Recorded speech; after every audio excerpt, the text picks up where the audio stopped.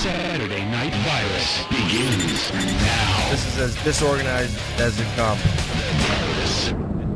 For everybody out there who's listening, you're listening to what's called Cinemassacre Radio. It's James Rolfe, the angry video game nerd. I'm sure you've seen his videos. They're all over the place. He's one of the most viewed channels on YouTube. Every game review that he does gets 900,000 views, millions of views. I don't even pay attention. It's ridiculous. Well, anyway, let's take a call. Let's see. Junior in Jacksonville, what's up, man? You're on with James on Cinemassacre Radio. What's up? Hey, how's it going? JR, hey, Junior, what's your name, bro? Oh, hey, JR here. Hey, JR. Question. Big fan, love the videos, watching for years now. Had a question for you about Nintendo. I hear a lot of debate out there about the future of Nintendo with the Xbox and PlayStation focusing on high-def graphics. Obviously, the Wii's gone a different route. I'm a huge fan of Nintendo, way back in the day, about the same age as you. Love the Zelda series. What's your favorite Zelda game, and what do you see for the future of that series? For Nintendo in general, or for the Zelda series? Well, more specifically Nintendo, because like I was saying, that the Wii is kind of taking a new direction than the other consoles. Yeah, well, my favorite Zelda game was Link to the Past. I feel like in that game it was perfected. It was that was the perfect Zelda game for me personally. And as for the future Nintendo, I feel like they haven't really grown with their fans. It seems like they're still targeting the same age range. You know what I mean?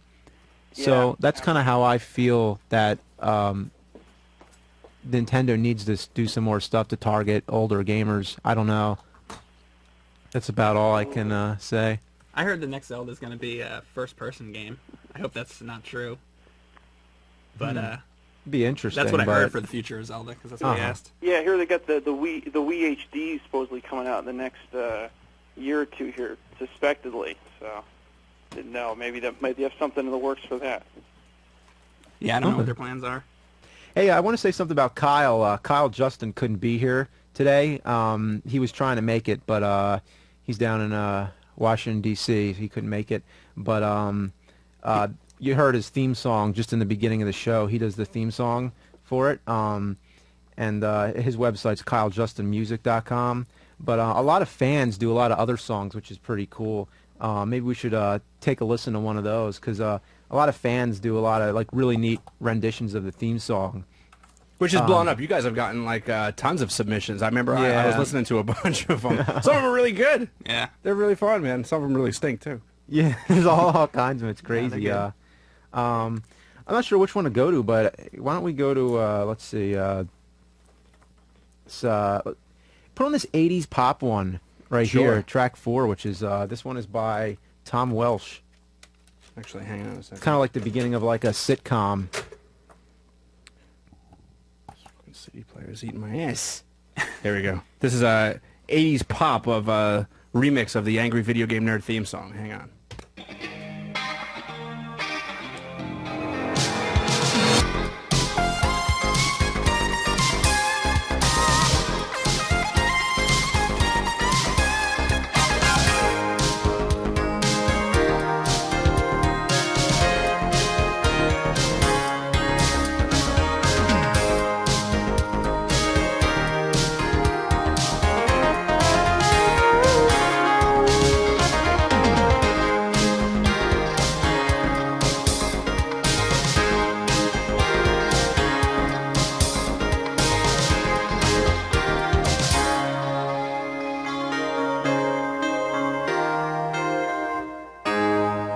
How sweet. And Kyle's calling here. Kyle, what's up, man? Hey. What's how up? You doing? Hey, how's it going? Oh, good. Yeah, so we were just airing some theme songs here. All right, awesome. You're doing some fan songs, I guess? Is that what you're doing?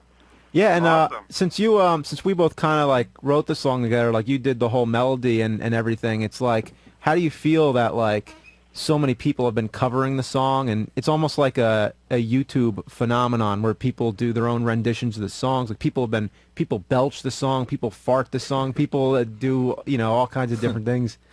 I mean, it's pretty amazing when you write a theme song and then people farting it on YouTube. I mean, yeah, That's pretty cool. Yeah. How many covers you estimate are out there, Kyle? Do you have any idea? I don't know. I mean, I would say a lot. I mean, James actually was saved a lot of them on his computer, so he might actually have a better idea than me. A new one comes onto YouTube like every day. It seems. Just Mike helps out. It's kind of ridiculous. Yeah. It is ridiculous. I'm actually in D.C. I wish I was there. And, we're heading back from. We just went out to dinner and we're in the cab right now, so it's a little. I don't know if it's noisy or you hear me clear or not. Kyle, I'm sure this is Danny, by the way. I work with O&A guys.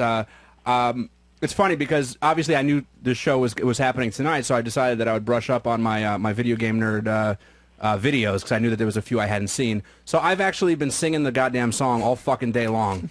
So I just want to thank you for that. The whole drive to the studio, dude, the whole drive here was. You don't have to thank me. I'm actually sorry about that. Dude, I said from my fucking front door to the XM studios, it was. He'll take a diarrhea dump in your ear. So I just want to thank you for that very much because it won't leave for quite some time. It's my best work. It's that's the best lyric that James could have given to the song. James that's the Nintendo nerd special touch right there. Well, it's definitely a catchy tune, dude, because I know that I'll hear that fucking theme song one time, and like there's times where I go on like marathons where I'll try to watch like 6-7 videos in a row, and by like the third one, I know that I just have to fast forward like a minute into the video because I just can't listen to that fucking song anymore because if I do, it's just not leaving. It's not leaving. It's so catchy. I know. There you go. There you go. Yeah. Well, again, sorry about that. Oh, it's fine. I enjoy it immensely. Eventually, you'll be like, get this thing out of my head. Well, thanks a lot. On that note, no problem. Yeah. And on that note, why don't we do one more, and maybe we'll go back to some more later on. But let's do this this hair metal one, which I actually used in one of the intros already. This one just cracks me up every time I hear it. You did a really good job. Check it out. It's by Clockwise.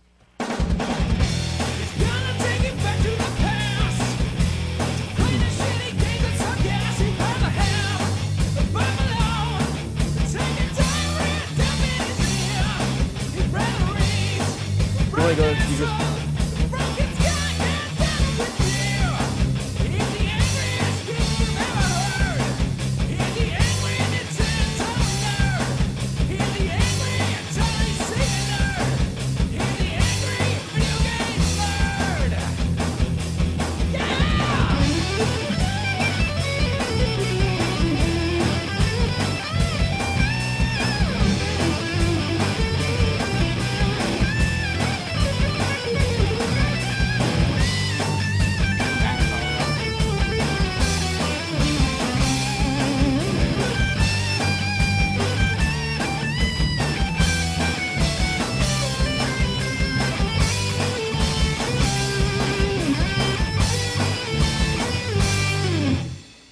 Nice. All right. Let's take a call from Ray here. He has a question about the shows. Hey, Ray? Yeah. Hey, how's it going? You have a question? Good. Oh, is this James? This is James, yeah. Hey, how's it going? Yeah. First of all, congratulations. I'm a big fan of your internet stuff, and Thanks. I thought it was pretty cool when I heard that you were on this show. Is this actually the first night? This is the first time I've done this, yeah, so I'm completely inexperienced. Is this going to go on every night or every week, or how's it? We don't know yet. Right now it's a one-off thing as of now, but we'll see what happens. It's pretty cool to actually be here in person and everything, so. We'll go to Tim. Tim actually has a question that's kind of right up. Sure, what's he got? Right up the same alley there. Tim, Kentucky, man, what's up? Hey, James, what's going on, man? Hey, how's it going? All right. Hey, you've got all this success with the internet, the YouTube thing. I wanted to get back to, you went to film school. I've seen the Cinemassacre 200 video you did. Is what you're doing now, like with Spike TV and the SpurTax.com, is that going to open up any doors for you to direct your own feature someday, or are you looking forward to that? Is that something in the future? Hopefully. It's a very, it's a route that I didn't expect to take. I was always into filmmaking and directing, but with all this, it kind of took a different approach. So now it's all like viral internet sort of things. The videos I do are like very, very quick, and they get released quick. Whereas when making a movie, it's something that you spend years on, and it just takes forever to get a movie made. But with the internet, it's kind of like this instant thing, and a lot of people, go on to YouTube. They just want a quick laugh. So I was glad to be able to do something that like tapped into that whole market. It found like a niche, and I didn't know I would be, all over the internet reviewing old video games and making fun of them. But hey, whatever goes. Right, I gotcha. Yeah. Thanks. No, I was more asking if like you've made any contacts or connections to like get you further as far as your directing career is going to go. He's on Spike TV, you schmuck. What kind of connections does he need? He's on fucking TV. Well, no, it's I mean, nothing too major, but it has got me like more. It's got me like noticed more, I guess. So it has helped somewhat. Yeah. Well, best of luck to you, man. I enjoy what you do. Thanks, Tim. Hey, let's Thanks. go to Corey. Corey's got a similar question. Corey, what's up, man? Hello. Hey, Corey. Yeah. Hey, James. Hey, how's it going? Hey, I'm a huge fan. I got both your DVDs. They're awesome. Well, I was wondering, I know you're really into directing. Is there any interest? Have you had any interest from Hollywood or anything like that? You mean interest to do something under like a major studio? Yeah, like or... has anybody contacted you to like start, I know you've done a lot of horror flicks. Mm-hmm. Peter Jackson got to start that way. I mean, is there any interest out there that you've got? I guess the short answer would be no. I haven't got any contacts from Hollywood, but it's always good to be optimistic about that sort of thing. So one day we'll see. All right, man. Well, keep doing what you're doing. You're doing a great job. Okay, thanks a lot. He's angry. He loves video games. He's a nerd. He's the angry video game nerd. And this is Cinemassacre Radio. On the Saturday Night Virus. Let's do a bullshit video here. How about this? What is that? What is a bullshit video? Well, I have a series where I do, what's bullshit, and it's basically like, what grinds my gears, or like just one of those basic things we just ran about something, and this is, what's bullshit, and let's do the pennies. Nice. That one was on CNN, right? It was. Yeah. CNN? CNN headline news. It aired, yeah. That's great. Let's take a listen.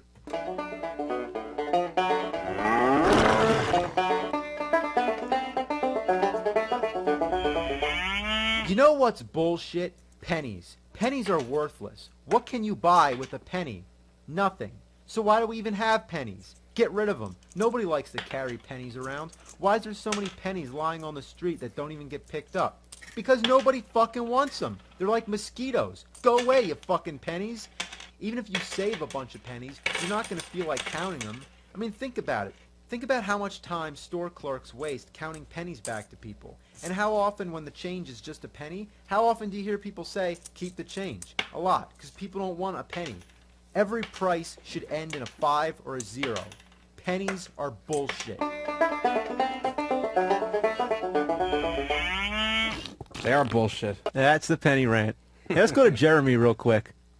Jeremy. Number Jeremy, 7. you're on the air, dude. Hey, what's up? What's up? How's it going? Hey.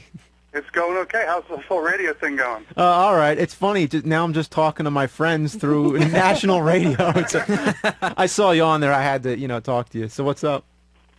Not much. Doing the whole moving thing, but... Cool. You have any bullshit ideas? Anything that's happened to you that's bullshit lately? Selling cars, dude. Selling cars Oh, yeah. is one of the biggest bullshit things in the world, especially right now, because everybody thinks because the economy sucks that they can rip you off. Yeah. Like, I can only give you $1 for this car because the economy sucks. Well, fuck you. Let's see. Why don't we do some more bullshit and then take some calls and just tell us what is bullshit. So why don't we do, let's do the toilets. How are toilets bullshit? Hey, toilets. Hey, wait till you hear this then. All right, hang on. This is more bullshit, apparently.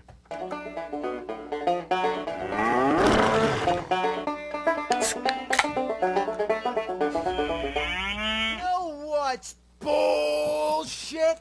Public toilets that you have to pay to use. That's not fair. If I gotta go, it doesn't matter if I have a quarter. I still gotta go. It's not like it's a matter of choice, like it's admission to a fucking show. Then there's times when there's somebody standing in the bathroom handing you paper towels. Like, What the fuck? Whoever came up with the idea of taking money off you taking a shit is fucking bullshit. Now, let's face it, unless you stay home, public toilets are mandatory because in humanity's growing effort to become civilized, proper facilities need to be present to release feces. But once we have to start paying for our own bodily functions, I say go back to the wild. They want to make a business out of us having to do our business? Man, fuck that. That business is between you and nature. I say go out on the grass and take a shit like that cow. But wait, that's not cow shit. That's bullshit. Well, everybody else, if you guys have some bullshit that you'd like to talk about, give a call, 866-969-1969. Again, 869-WOW1WOW. That's the phone number. It's the one that you're used to. Give a call in, man. James, you got some more bullshit we could talk about? Yeah, you know what? Printers are bullshit. Let's talk about printers. Sure.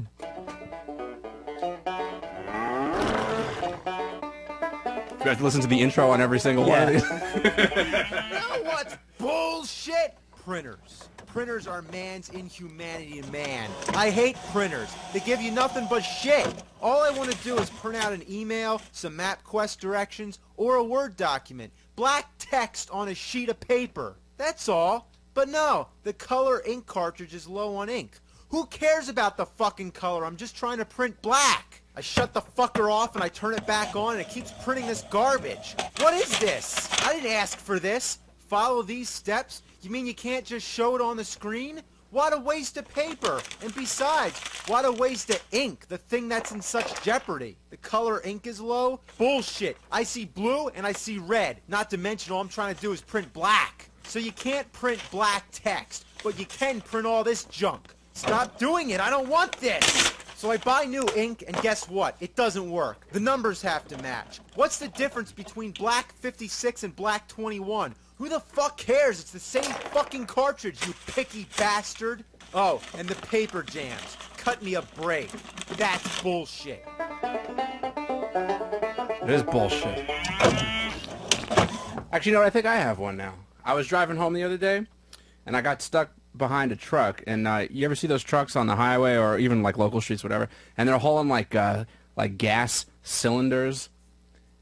And on one side of the truck, it said like there was that diamond, and it said flammable. Yeah. And on the other side, there was a diamond that said non-flammable.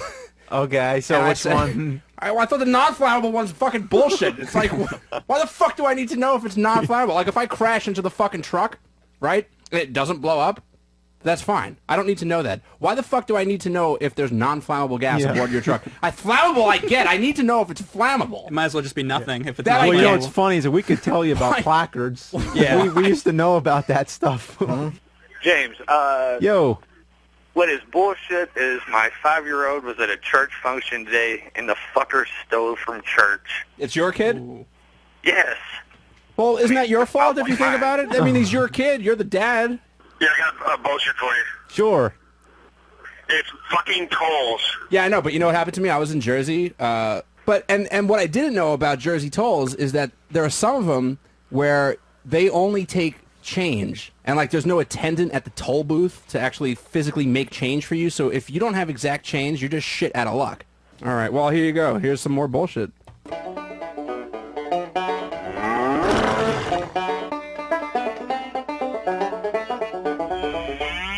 You know what's bullshit? Shoelaces. What's wrong with them? They're assholes. They always come untied at the most inconvenient moment, like when you're on an escalator or walking through a crowded city street.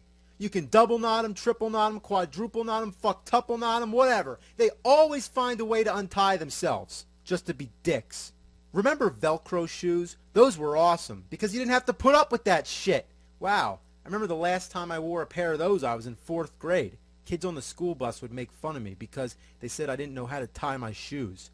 Well, I knew damn well how to tie my shoes. It's just that I didn't fucking feel like having to tie them.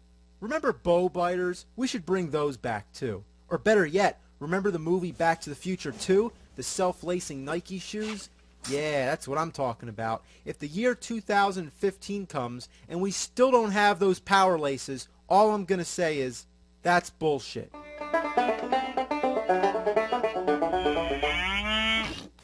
Bullshit. It is bullshit. All right, long live bow biters. All right, so yeah, it's almost the year 2015, and we don't have any self-lacing Nike shoes. You know what I always wondered? Or a self-drying jacket, for that matter. Yeah, it does have a self-drying jacket too. Or and hoverboard. I think we're a while away from that. He's angry. He loves video games. He's a nerd. He's the angry video game nerd. And this is Cinemassacre Radio. On the Saturday Night Virus. You know, I've always wondered in the Back to the Future movies, how many DeLoreans are there? Like, how many time machines Hey, are you're in ripping every... off our show! We talk yeah? about that stuff! Oh, really? How yeah. long ago? Fucking forever. Oh, yeah? Forever ago. Well, maybe you could help us then with this. Well, I will, because I'll have you know, Mr. fucking, I'm on Spike TV, I'm a video game nerd. Well, let me ask you something. Guess who fucking last week was talking to the Bob Gale himself about this very subject? Mm-hmm. Well, was that you? Me. Mm-hmm. and Anthony and Opie and Jimmy and everybody else. But I was there, and we talked about this very thing. So you can tell me all your little hypothetical suggestions about how many DeLoreans there were. Well, we don't have any any of our own conclusions. We're just raising the questions because we haven't done all of our Back to the Future. That's your out?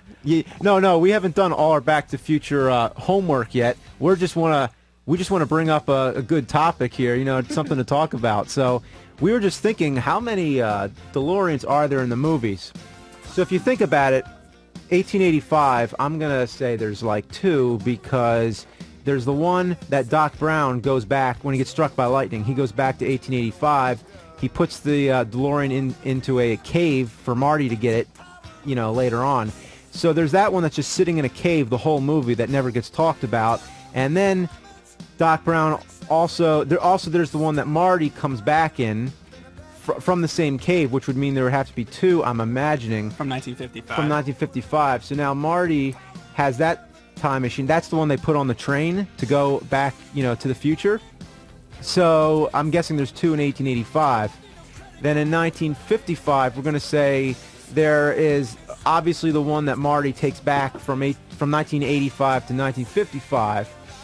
Then we have the one that Biff takes back to give his younger self the almanac. Old Biff, yeah. Yeah, and then of course we have the one that's flying around where it's Doc Brown and Marty trying to get the almanac back from Biff. So I'm saying there's 3 in 1955.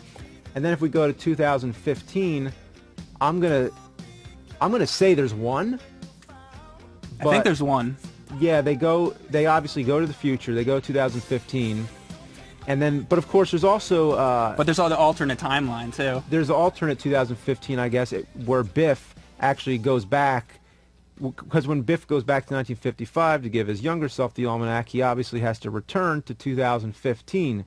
So when he does that, that's an alternate 2015, because he can't return to the same 2015. So I'm going to say that makes a one-time machine, because it's one time machine in each alternate timeline. So that's my idea. I gotta hand it to you. I thought I was gonna blow this argument out of the water, because I think I counted once, and I think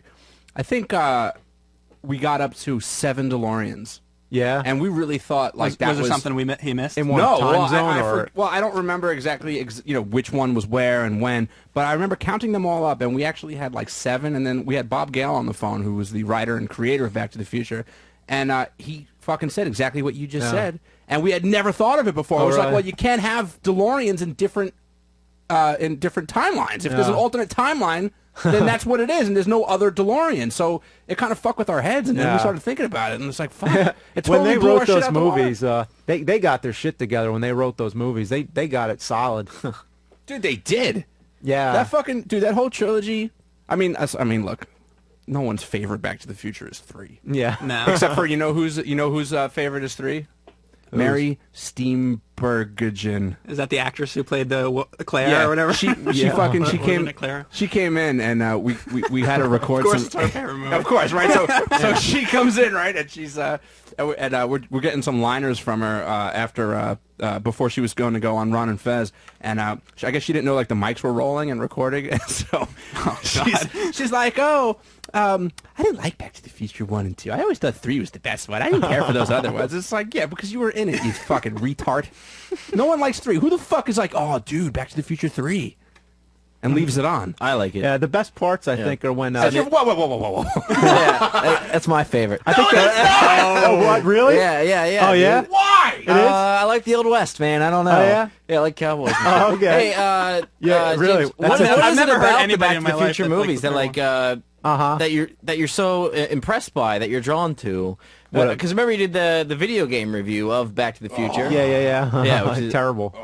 And I know you've always talked very passionately about the trilogy, and I just wondered what was it, generally about the trilogy that gets you so excited. Well, I'll tell you the truth. I'm actually going to be reviewing it on Spike.com soon, so they're going to be on there. And I think generally what it is that the movies just have everything in it. They have comedy, they have action, they have science fiction. Rape. Because even 3, which is by far, I think the worst one, 3, but it still has that time travel element in it that makes it interesting.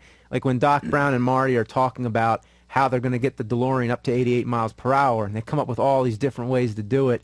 And Doc has to explain to him at one time they're going to go over this bridge that isn't completed, but he's like, wait, in the future this bridge will be completed, so it just finishes it all off. I think all that part is great, but I think Clara was kind of a monkey wrench in the movie. That She's just a twat. Yeah, but who else is Doc Brown going to date, man? You got to think of it that way. It's his love interest. Yeah, you gotta come up with a love interest that's as weird as he is. So, yeah. You know what I had a problem with, and I brought this up to Bob Gale, and I always thought it was something. It doesn't have to do with 3, so I'm sorry, I'm kind of off topic. But in Back to the Future 2, when old Biff, when he goes, and when he's coming back from giving his younger self the almanac, and he just kind of crumbles out of the car when he breaks the top of the cane off. Yeah, He dies. Yeah, and I thought and he disappears in the deleted scene. Yeah, in the deleted scene, and I said, why did you think that was going to be easier for the audience to understand? Like, that was his explanation. He said, well, we had the scene where he just disappears out of the timeline, and the audience, they didn't understand. So I said, well, so it's going to be easier for the audience to understand if he just crumbles out of the car like he has a tummy ache? And I never understood why that would make more sense than him actually fading away. Wouldn't you think that? I mean, obviously Marty fades away. Yeah, Marty fades away in the first So one, why the right? fuck wouldn't we put 2 and 2 together? It bugs the fucking shit out of me. Like he should have faded away. Yes, why fucking not? I agree with that. It makes sense. It would make sense because then Because like he's an old man having a heart attack. right, and it's one of those things where you'd watch it the first time and you go, oh, what the fuck? What's that all about? And then you watch it a second, third time, and you're like, oh shit, oh shit, and then you get all excited because you figured it out. And I thought that was like such a big fuck up on their part to take that out of the film. Like, I mean, I know it's there on the deleted scenes, but it pissed me off. Another fucking one that pissed me off is the deleted scene from Back to the Future 1 when the neighbor comes to the door selling George McFly the peanut brittle, which completely explains George's personality and why he's sitting there like a fucking retard eating peanut brittle. Yeah. You know, if for those of you out there who don't know what I'm talking about, it's obviously when George is watching The Honeymooners, he's laughing, watching The Honeymooners, and he's sitting there eating a big bowl of peanut brittle. And I remember watching this as a kid, just going, why the hell is he eating a fucking bowl of peanut brittle? There's a deleted scene where a neighbor comes over and his kid is selling peanut brittle for the school, and they don't even ask. They just go, hey, George, my kid's selling peanut brittle for the school. I put you down for a case. Is that all right? Yeah. And he's like, oh, well, I don't know. And he's just like, all right, thanks, George. And then as they're walking away, he goes, you see, I told you we don't only have to go to one house, you know? And it said so much about who George was as a character. And I was like, why the fuck didn't they leave that in the movie? It's 30 seconds, and it totally brings you into who George McFly is. And you know what another deleted scene is? The hair dryer. Because yeah, you know when Marty McFly goes to scare his dad into taking Lorraine to the dance, and he says, I'm Darth Vader, I'm going to melt your brains. He uses like a hair dryer at one time, and some people have asked, I think it was a question toward Bob Gale saying, you know, hair dryers weren't around then or something, and then of course there was a deleted scene where the hair dryer actually ends up in the DeLorean, and it actually does go back in time with them, and Doc Brown makes some kind of comment about it. Yeah, let's go to Christian one. in Canada. He thinks Back to the this one? Future. Okay, let's see. Christian, what? What? Hey, what's up? Hi. Yeah. I wanted to call and say that Back to the Future 3 is my favorite one. Why? That's interesting, yeah. Well, it's just such a good movie. Oh, yeah. Wow, dude, that was great, man.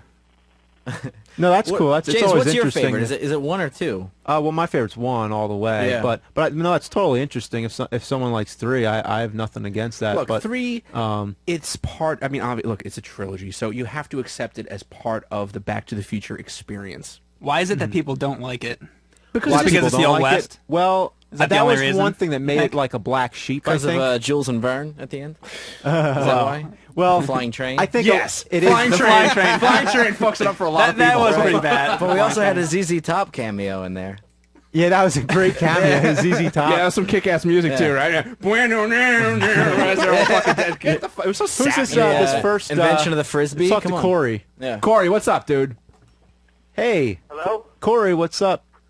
Hey, you know, one thing when I went and saw both those 2 and 3 in the movie theater, and this is one thing, I was 14 years old at the time, I thought of this right away. When they go back in number 3 and Marty's sitting there, and I didn't even make the connection with the other DeLorean should be there too, but how come Doc Brown, with all his genius, couldn't make gasoline from crude oil? Interesting. So you're saying because he had the Why could he make Like- a time Well, he goes machine to that the ran bar on to get eggs dirt and not and make drunk. gasoline? Yeah, really. Yeah. Backfires. He throws the fucking beer in there. well, didn't he like fix it up with like when he got the hover conversion stuff? He has the Mr. Fusion, thing. hello. Yeah. Like so, I guess eventually he did it. But no, that's a good point too. No, well, that actually that is weird, because they had to get up to 88 miles an hour, and he had, weird. Yeah, he had 3 How colored come he logs. couldn't just take that some could do crude it. oil? I mean, they obviously had to grease the wheels on the train. You Yeah, know? yeah. They obviously Corey, had access to oil. you're asking ridiculous questions. I mean, at the same time, why don't you just ask? I know, but I thought of that one. You guys come up with these conundrums. Well, Yeah, you dude, know. the guy fucking built a fucking an ice box. The whole thing it just made one ice cube. Like, why didn't you take all that time and effort and resources and do something with that fucking car? Get back to your own time, you asshole. Why couldn't you get some fucking gasoline? So you know what? The more we talk about Back to the Future, I think the more I fucking hate it. You know, I have Thanks, one other. Corey. Doc Brown from 1985, after all. What's that? It was the Doc Brown from the age of automobiles, after all. That's true. right. That is right. That is true. Thanks, Yeah. Corey. Hey, there's one other All right, detail in part 3 that always stuck out to me was that, of course, I mention this in the videos like all the time and everything, but it's like my little thing that I noticed one time on my own, and I was like, oh, hey, that when Marty is going back to the Old West. And he's getting dressed up in all that cowboy gear, and he's like, "Man, Clint Eastwood never wore anything like this." And Doc's like, "Who?" He's like, "Ah, yeah, that's right. You haven't heard of him yet." As Marty says that line, he points to the wall, and of course, they're in like a drive-in, like movie theater, and right on the wall is a poster of Revenge of the Creature and Tarantula, and those were 2 of Clint Eastwood's first movies that he was in. He had like little parts in them. So I think just the fact that happened, and it showed that Marty was a little bit of a film buff to know that. I think that was a pretty cool little detail in the 3rd movie. I never even picked up on that. Not many Ever. people You're, did. you're watching fucking Back to the Future way too fucking hard, dude. Frame by frame. Frame by frame. I mean, I thought we on the show were fucking nuts about Back to the Future. I never fucking thought of that movie. How about That's what we do. Back to the Future 2, James? What'd you think of Biff's reality, Biff's future? Like when Biff was in control, like Oh, what when he- Hill Valley became? That whole Hill Valley revolved around Biff. Like he was like the. It was like hell there. He was like the coming of. He was Satan. like Valley. He was like Hell Hell Valley. pro like toxic waste and shit like that. Like who's pro toxic Oh waste? man, Yeah. it was great. Like you see every part of Biff you possibly could. You see him as Old like man. an old man, and he's Kid, like, yeah. so many different forms of Biff. You know, He really made that movie, and like it pisses me off that Tom Wilson is such a fucking hokey cunt. Like he just travels, the fucking world playing that awful Back to the Future song that answers all the questions. And he was so good in those films, and like he never really did. He does like pop culture paintings and shit now. But I like his song that he did. the Biff song. Yeah, it's that's pretty great. funny. Yeah. How great is it when he's like two McFlys with the same gun? I'll laugh hysterically every time I watch. What's that your movie. name, dude? dude? Hey, what do you think? Get the hell out of my would car, be, man. what would be the fate of, like, say you could actually, I mean, it's impossible, it's not going to happen, but say you could actually do Back to Future 4, hypothetically, like, what would happen in that movie? Like, how could Well, it obviously even, Michael like, J. Fox couldn't be in it. Yeah, but say like they Christopher could. Lloyd probably could. Well, he could be in it. He just wouldn't be able to get anything into the Mr. Fusion. That's, No, actually, they should just do a whole movie about the Doc and just call the movie The Doc, Because then it could be a spin-off and not even have anything to do with the series. It wouldn't be the Back to the Future 4 then. It would just No, be it the wouldn't. doc. In other words, I think Back to Future 4 is almost like a paradox. It can't happen. Yeah. I don't know. I mean, because I interviewed Bob Gale, creator, writer of Back to the Future series. I asked him if there was going to be a Back to the Future 4. No way. Yeah, no way. But what would it even be? I would imagine probably, and this is like a jump the shark moment, I suppose. But it would probably be a prequel. Yeah, in my imagination. I think the only possible thing was like the way they're doing the new Ghostbusters game is they could make a Ghostbusters video game with the characters, get them to do the actual voices. That's about the only thing I can think of. And it's funny because that has actually been successful to a point in the past. Like one of my favorite movies of all time is The Thing, 1982, John Carpenter. It's a great fucking flick. And they put that game out for Xbox, PlayStation, The Thing, and like I'm thinking, all right, well, it probably follows the storyline of the movie, but it was like a sequel, and it actually kicked ass as a sequel. Yeah, it's sort of like a remake and a sequel. It's interesting. Yeah, so it could totally work. I mean, if they did it right, it could definitely work. But you'd have to get the right developers in there and everything. Yeah. Like that. And the chances of everything coming together like that are fucking. It'd probably be horrible. Slim and none. He's angry. He loves video games. He's a nerd. He's the angry video game nerd. And this is Cinemassacre Radio. The Saturday Night Virus. What do we got going Well, on anyway, there, James? Why don't we do top 10 bad guys? This is Nice. one of my videos I did. Dude. Top 10 baddest bad guys. Now, what are we talking bad guys? Are we talking like bosses in video games? Are we talking just bad guys, movies, TV? Movie villains. Movie villains. But this is an unpredictable top 10, I have to say. But it's all about the movie villains that are just badass or just bad, whichever way you look at it. All right, man, let's start. In movies, we usually root for the heroes, but sometimes it's the bad guys that steal the show. Making a top 10 list of the greatest movie villains is no easy task, nor would it be easy to make a top 100, because there's so many to pick from. Darth Vader, Hannibal, the Wicked Witch, Norman Bates, Khan, and even Dr. Evil. So let's take a different approach and go for the villains that I find to be the most badass, or you might just say plain bad. This is Top 10 Baddest Bad Guys. Number 10, let's get it started off right. Cesar Romero's Joker in Batman the Movie. Friends, make peace. Have a shake on me. He's like a crazy version of Ronald McDonald. He doesn't even shave his mustache for the makeup. Now that's bad. A joke a day keeps the gloom away. Coming up next for number 9. Well, hang on. Before we even hit 9. Mm-hmm.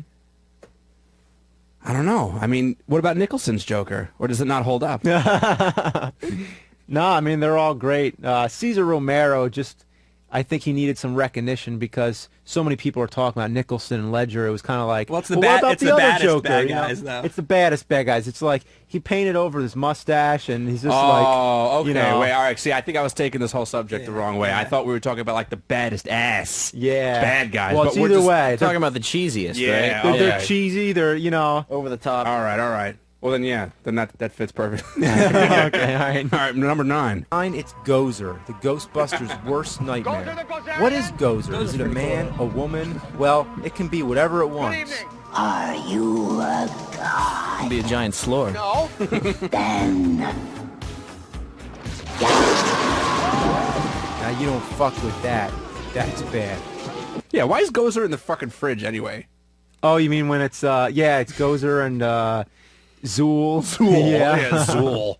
Get a I like snack, when, man. What are you talking about? They get, Peter Venkman comes in and he opens up the fridge. He's like, "Oh my god!" It's like, look at all this junk food. You know what always bugged me? And since we're talking about Ghostbusters, but just Ghostbusters 2 and the Ooze. Like, Yeah, I never thought the blob. I was trying to like break it down and be like, all right, is Ghostbusters 2 a good movie?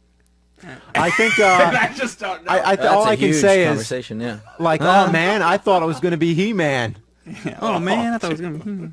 But like when Sigourney Weaver is gonna give little Oscar the bath, and that fucking it just starts looking like a fucking just one cylindrical log of shit just coming out nonstop and Yeah, filling yeah. up that. Like, it's just something about that, and then the whole painting and fucking. I don't know when Yanov Vigo. has when he has that basket with the baby and he's like a ghost. I'm like, I don't know about this movie. You know, here's my whole take on Ghostbusters 2 is that I think they took the same script from Ghostbusters 1 and then just changed certain things in it.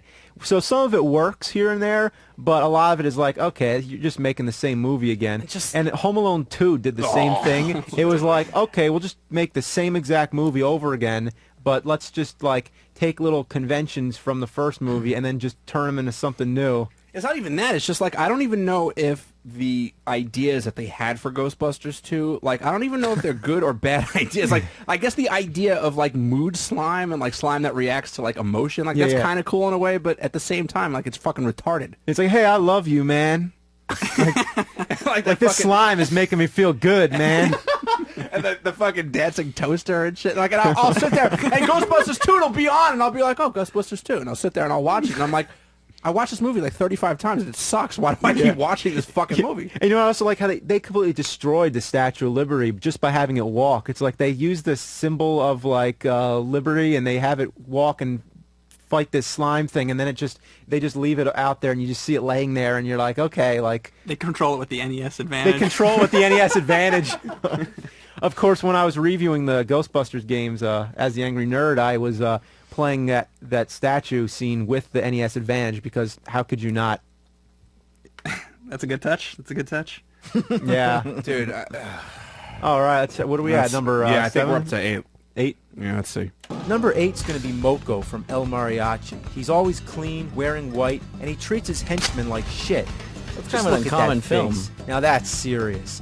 Now it really makes this guy an A+ assholes when he shoots the mariachi's hand so he can't play guitar anymore. Tu guitarrita.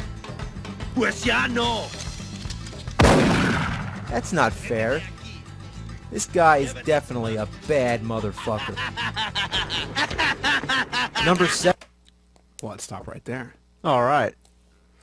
I don't know. Are you familiar with El Mariachi, Dan? Dude, I've seen it. I have the trilogy. I don't know. It's not something that that gets a lot of replay in my DVD player. What does that film mean to you, James? Because they all mean something different. I actually am not a fan really of Once Upon a Time in Mexico. I just think that one kind of missed the mark for me personally. I liked El Mariachi because I read Robert Rodriguez's book, Rebel Without a Crew, and that actually inspired me to get into filmmaking, where the movie itself on its own isn't that great, but this whole story behind how he made it is what is so great. And the second one, Desperado, that one's just slam bam action film, which is good. It's great. You could watch individual scenes of that movie completely out of order, out of context, and it just doesn't matter. It's just good stuff, but there isn't really anything else beyond that. It's just a fun flick. What kind of stuff was in Rebel Without a Crew?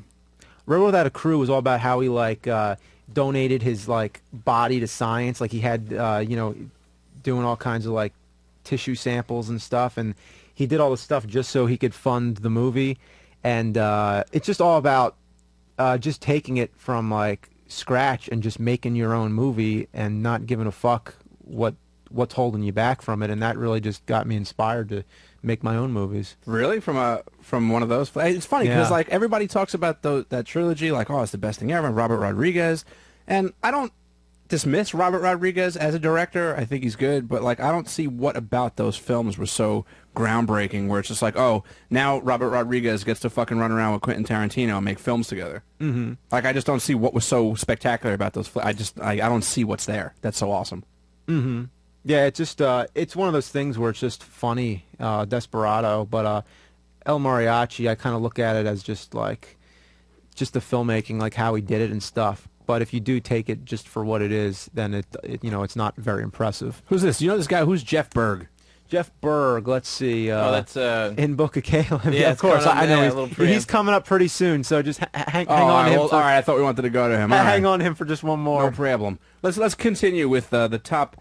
What are we doing here? The top 10 baddest bad guys. So Number 7. That's the worst, the shittiest bad guys, I suppose. In a way, but also good. All right, well, let's see who's coming up. 7's gonna have to be Scar, from Book of Caleb. Man, what an asshole. It's after hours. I'm afraid I'm gonna have to write you up. Again. This guy has problems. And of course, because there's a scar on his face, that's his name. But how he got the scar, you don't even want to know. It's embarrassing. But regardless, he's sure a bad boy. Numbers. All right, who do we got on the phone here? Jeff Berg. What's up? Hey, guys, what's up? How's it going? Yeah, for you guys that don't know, Jeff Berg is the actor that played Scar in The Book of Caleb, which is a film I actually wrote and directed. And yeah, you can watch it on Hulu. It's on Hulu for free. It's on Netflix. But in other words, in other words, this whole thing was an in-joke and shameless promotion. So Right, number right. 7, we have the number 7 top baddest bad guy right here on the phone with us. Yes, in the house. Jeff, I know we shot this about 10 years ago, but do you want to talk a little bit about what your influences were to play Scar? Because he's such an over-the-top villain. Well, it's funny, like, what is it? It's like 3 years ago that we shot this. Yeah. It's great that it's still alive, man. But Scar, I mean, it was funny because it was the first film that I shot at school, and you know, I was going into these auditions as like, you know, I'm a serious actor and I've got all these great tools, and Manahan comes along and he's just like, basically go against any instinct you've ever had as an actor with this character. Just Yeah. completely take it over the top. Yeah, more soap opera. That was always one of the directions. What we talked a lot about 80s villains and 80s films, you know. And what kind of stuff did you use like to sort of help you get in the character? Like what kind of processes were going through your head? Process. I mean, a lot of the stuff had to do once I popped on the Aviators. It's amazing. The physicality just came alive. There was a lot of the what's the Terminator, the Terminator 2 bad The T-1000. Yeah. Oh, his physicality just like came to mind all the time, man. I could just see him. Anytime I kind of channeled him, it was like Scar came to life. So I found him pretty helpful. Excellent. Excellent. Cool. Yeah. Okay. Well, yeah. Thanks for calling in, man. Thanks. All right, guys. Have a good one. Great to meet you. Later. Laters. So what are we up to, 6? Yeah. I never number saw 6. Book of Caleb. What is that? It's a film he made. So it's, you know, It's a you probably promotion. explain it. Oh. Yeah, it was just a joke because Just a little plug all Yeah, it was just a plug. We were talking about, like, I was like, hey, I'm going to do this top 10 baddest bad guys, and he had this film that was almost ready to like go out on DVD, and I was like, you know, he made a feature film, you know, so I was like, hey, you know what?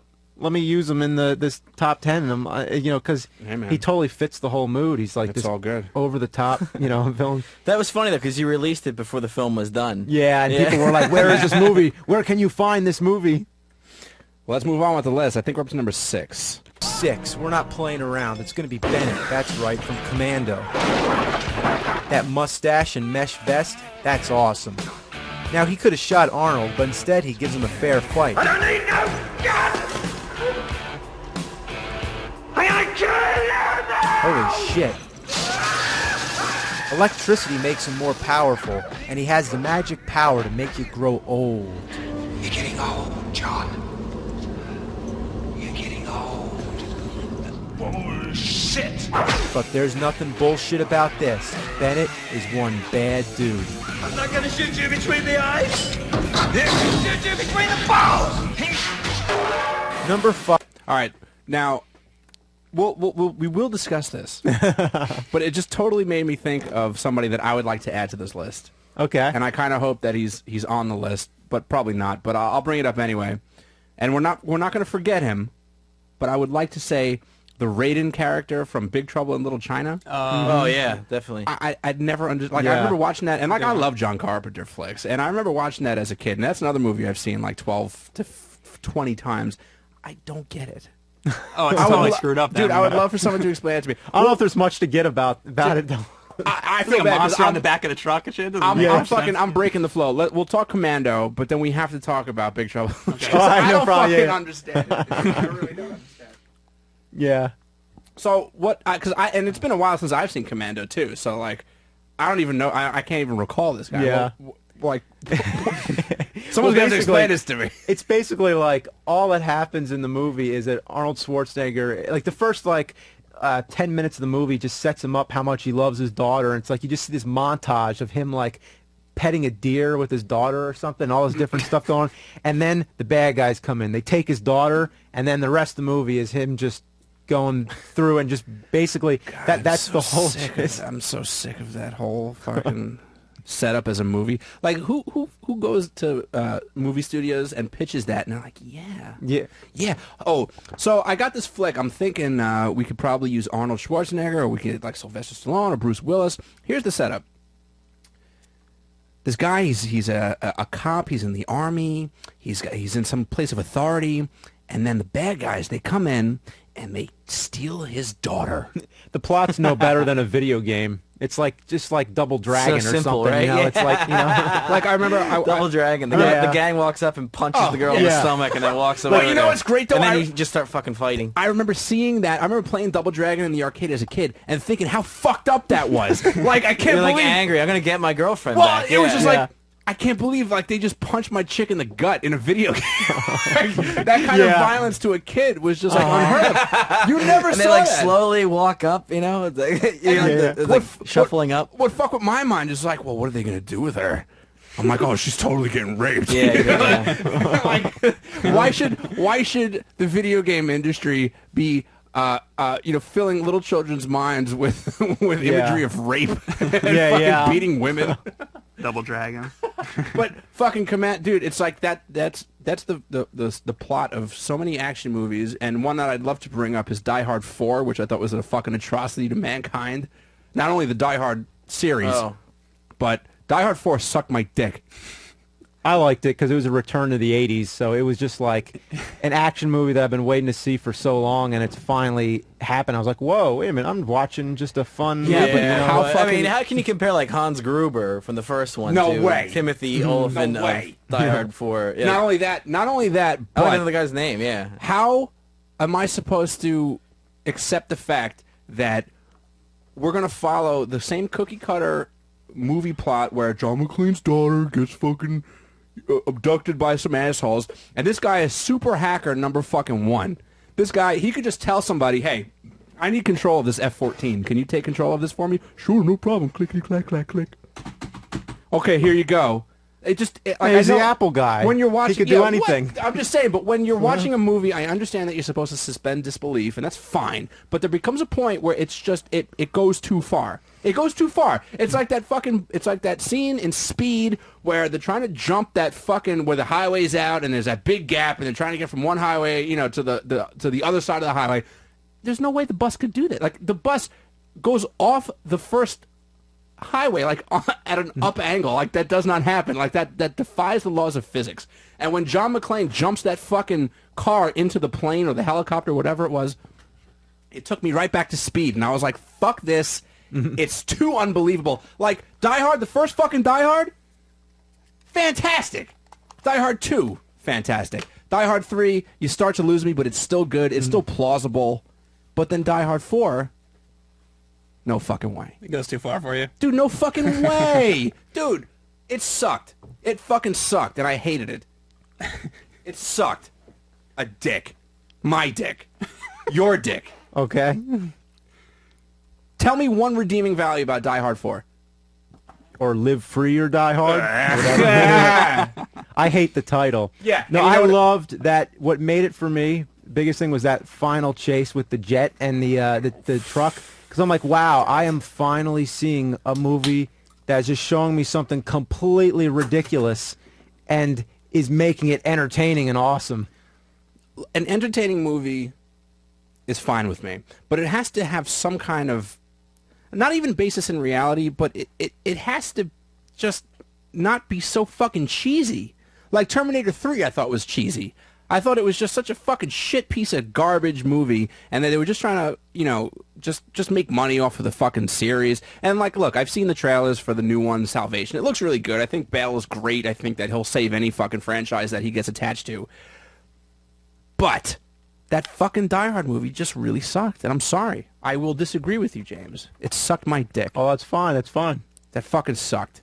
Wait a second. Pat in Iowa has to say something about Speed. What do you want?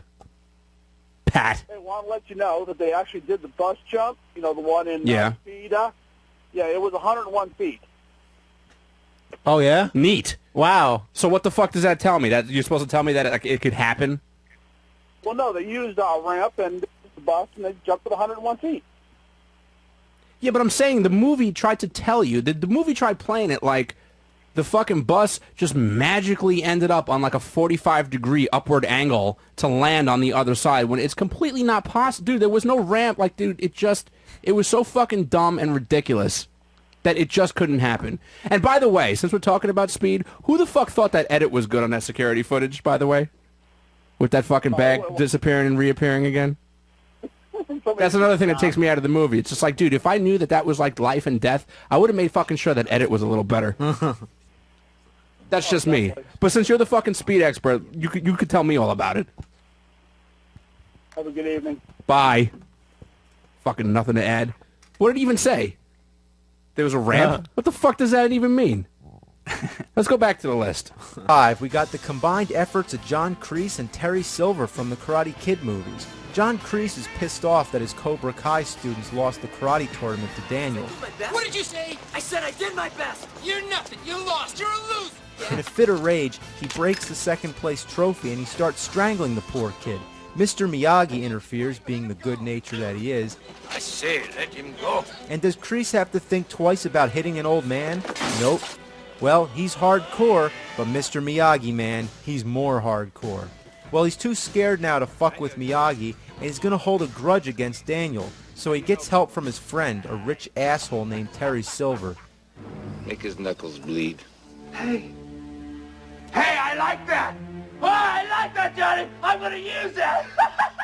Wow, this guy's nuts, but he's also an evil genius. He sets up a bunch of accidental run-ins with Daniel, and he makes the kid trust him. Then he tells him that John Kreese is dead, which is just one of his many lies. Look at that shit-eating grin. The whole movie he's trying not to laugh, because he's a master bullshit artist, and he knows it. And I get that in writing. He even makes negotiations while taking a bath. His grand scheme involves getting Daniel to break away from Mr. Miyagi and turn to him for training, and this is all part of his plan, to train him the wrong way. He'll be blinded by his tears and choke on his own blood. Now when Daniel finally comes to his senses and refuses Terry Silver, John Kreese makes his return. Now that's scary. Hey, I'm not going to fight. You can't make me fight. You don't have to. You can just stand there and let him kick your ass. Can't they just leave this poor kid alone? Terry Silver and John Kreese tie for number 5. Both of them are bad to the bone. All right. I agree. He was a pretty fucking, this fucking song. This has other meanings for us as a radio show. I won't get into it, but ugh. So here, Jackie Chan is going to be the next Mr. Miyagi. Oh, that Will Smith fucking remake? Yeah. Oh, give me a break with that Will Smith's shit. kid is going to be the Karate Kid. Of course he is. Of course he is. I'm surprised you left out Johnny from Karate Kid. It was far as tough. It was being- almost going to be a tie between Johnny, Terry Silver, and John Kreese. Who is that? The blonde-haired bad guy. He was in like 3 80s movies, right? He was like the same. He was in like Back to School. He was like the same You mean character. Johnny? Yeah, the guy that the actor that played Johnny. He was in Back to School, Rodney Dangerfield. No, he was like the villain in Back to School. He was like I the don't evil remember that. diver. Jesus He was in. Oh my God, you're right. Yeah. Dude, you're fucking right. And just one of the guys. The evil diver. Yeah, it's the same guy. I'll dive better than you, fucker. What a shitty fucking... Jesus Christ, there's so many bad movies. There's so many bad movies out there. Why is that, James? Because shit happens. You know what, though? I'm glad that there's bad movies for us to bullshit about. Yeah, there has to be. Because there's nothing that I like talking about more than bad fucking movies. Okay. Well, you know what? We're at the halfway point of the baddest bad guy list. I kind of like this list, actually. It's really fun. Yeah. And if you guys want to call in with your baddest bad guys, and what we mean by baddest bad guys is bad guys that just fucking sucked. That shouldn't have ever been bad guys. They're just terrible. Or ones that are good, whatever. Well, that's how I'm taking this. Who we got here? Jason? Hey, Jason, you have a comment on movie villains? Hey, what's up, man? Hey, how's it going? Hey, James, dude, I love your fucking angry video game nerd videos. You're fucking hilarious. Thanks. Hey, you had something on your website where you went and looked at all the Back to the Future scenes, and Yeah. you got your picture taken. Did you already talk about that you were at a lot of the locations and shit? Yeah, I went on a little movie location tour of Back to the Future locations. Like we stopped at the parking lot where the, Doc first the uses Twin Pines DeLorean. Mall. Yeah, Twin Pines Mall. Yeah. On the ground or something. Or the Lone Pine Mall, depending on what something- timeline you're in. Yeah, well, we found Gaffer's tape in the same spot where Marty and Doc were standing, and it was like right on the mark. Get outta So here. I don't know if it's like something somebody put there. Ever. What'd you say? That's the coolest shit ever, man. It's like Yeah. that tape is the real shit. That's you know, like when If it's 20-year-old gaff 20-year-old tape, then that's like the fucking X at Dilly Plaza in Dallas. But I me, mean, anyway. you never know. I mean, it was some wishful thinking, but I'm like, hey, maybe. So Dude, it was great. Your videos are fucking great, man, and you've helped me kill a lot of time, with all your angry video game videos. yeah, that's what it's about. Jason, I'm thanks, amazed man. Too, so thanks. Thanks, man. We should probably take a break, man. We've been rolling for like an hour 20 with no break. Sure, That's better yeah. than I thought. All right, let's take a break. You're listening to Cinemassacre Radio, starring James Rolfe, the angry video game nerd, and a bunch of his buddies. We're just fucking bullshitting, having a good time here. It's the Saturday Night Virus. We will be right back. He's angry. He loves video games. He's a nerd. He's the angry video game nerd. And this is Cinemassacre Radio. On the Saturday Night Virus.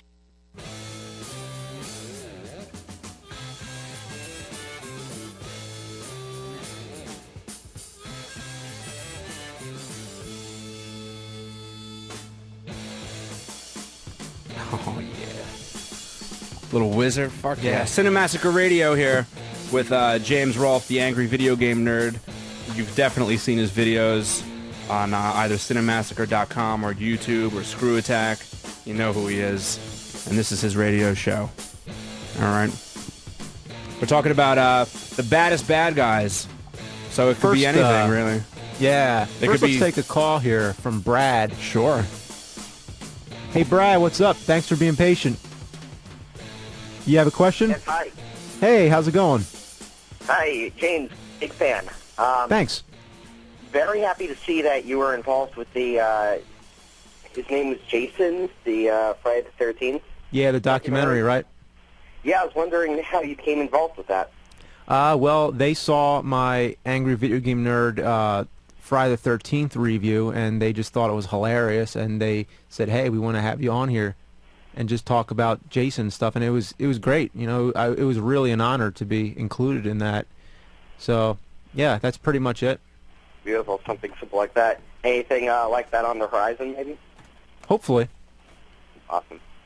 All right, well, guess I'm punching out. Okay, thanks a lot. Again, if you guys want to call in and talk to James or anybody, it's 866-969-1969. It's the same number that you guys use for O&A, 866-969-1969. You want to keep going with this list? Yeah, we got a call here from Mike. He wants to talk about Jafar from Aladdin. Hey, Mike, what's up? Hey, James, like your videos, man. They're pretty cool. Hey, thanks. Okay, I did some of the baddest bad guy. Sure. Man, I remember when I was like 4, my dad took me to go see that movie, Aladdin, the really gay Disney movie. The Disney one, right? Yeah. And, man, that's Jafar. He sucks. He sucks. He turns into a snake at the Yeah, end. and I remember I was seeing it, I'm like, Dad, does that guy look like a cobra to you? And he's like, sure enough. And in the end, he turned to a cobra. My dad's like, there answers your question right there. Yeah.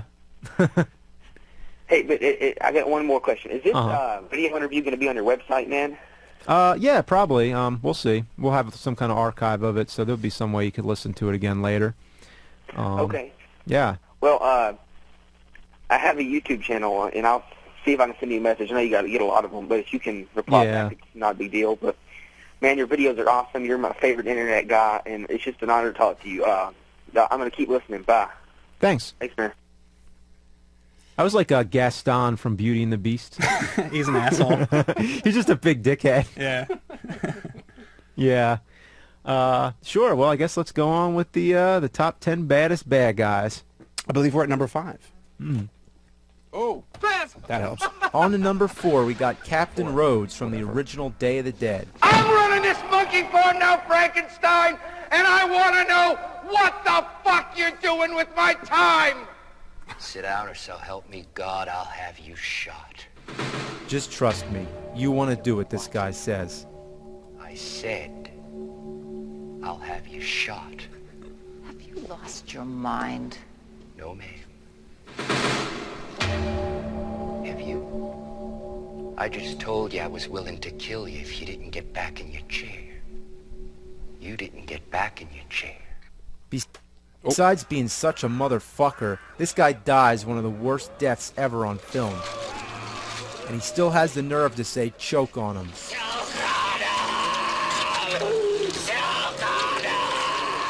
Captain Rhodes, I salute you for being 100% pure badass. Dude, that's probably one of the best fucking zombie deaths in any zombie movie ever. For anybody who hasn't seen it, he gets ripped in half. And there's a great bonus feature on the DVD where it's showing Tom Savini like working on the effects, and they had this fridge full of like animal guts and stuff, and it like went bad because they lost electricity, so all that stuff just smelled, and you see them all just gagging, and it's like they really it was just a balls to the wall death scene. And it's just so much more than just a guy being just ripped in half. I mean, they reach into his stomach and they're just like ripping out intestines. It was actually a great homage to that scene in Shaun of the Dead.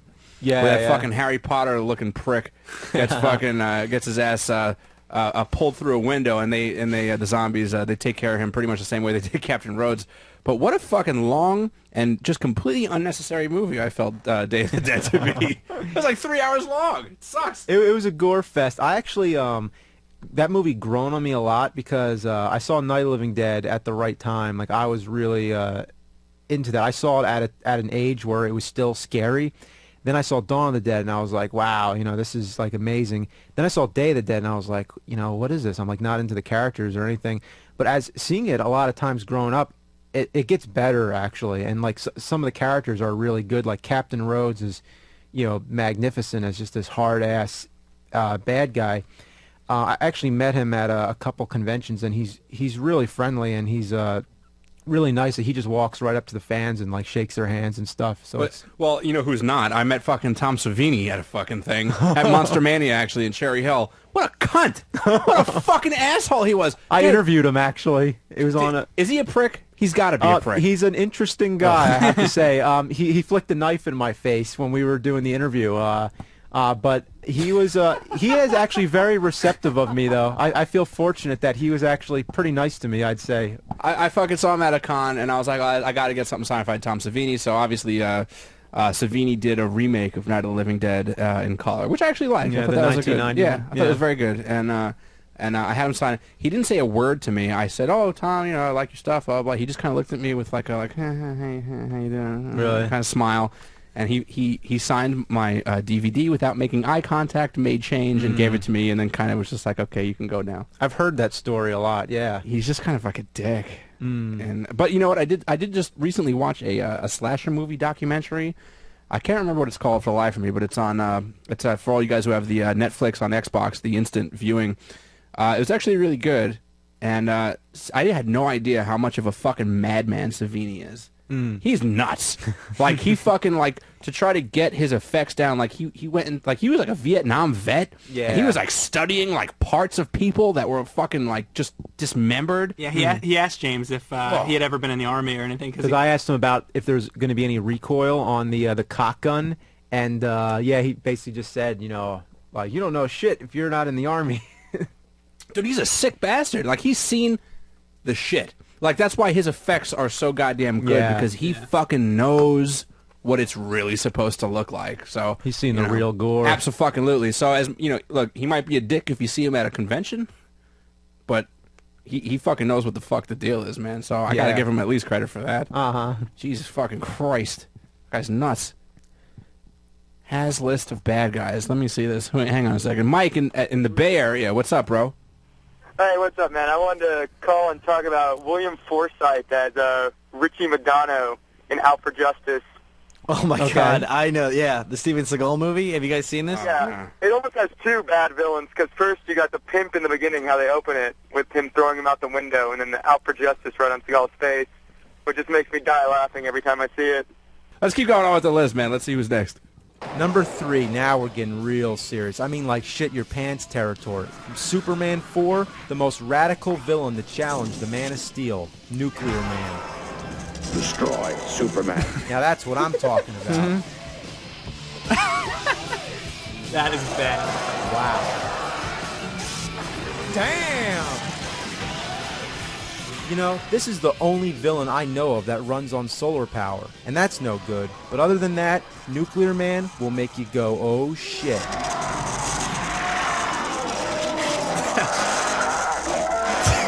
Oh my God. Number 2. Ah, dude. He's got those long fucking fingernails. He looks like a woman. He looks like Fabio. You know that guy's a bartender? No. Now? Yes, I would. Yes. Oh, what? You didn't know that? And that's his only movie. Dude.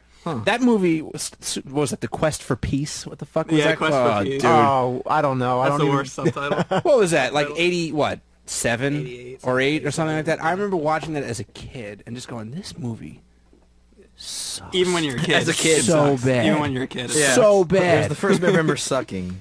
He's flying with Lois in outer space. And like, Oh, yeah, it's not and, like like- they're just flying. It's like, I mean, yeah, Superman is fine, And but she's Lois like is breathing, just like, right? Yeah. She's like, "Oh, Superman!"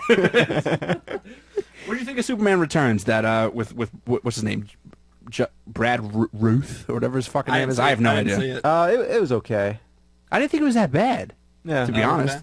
I mean, for a return to the series, I suppose after so many years, it wasn't that bad. It could have been better, but I mean, I think if they actually did a sequel, I don't think that it would necessarily bomb.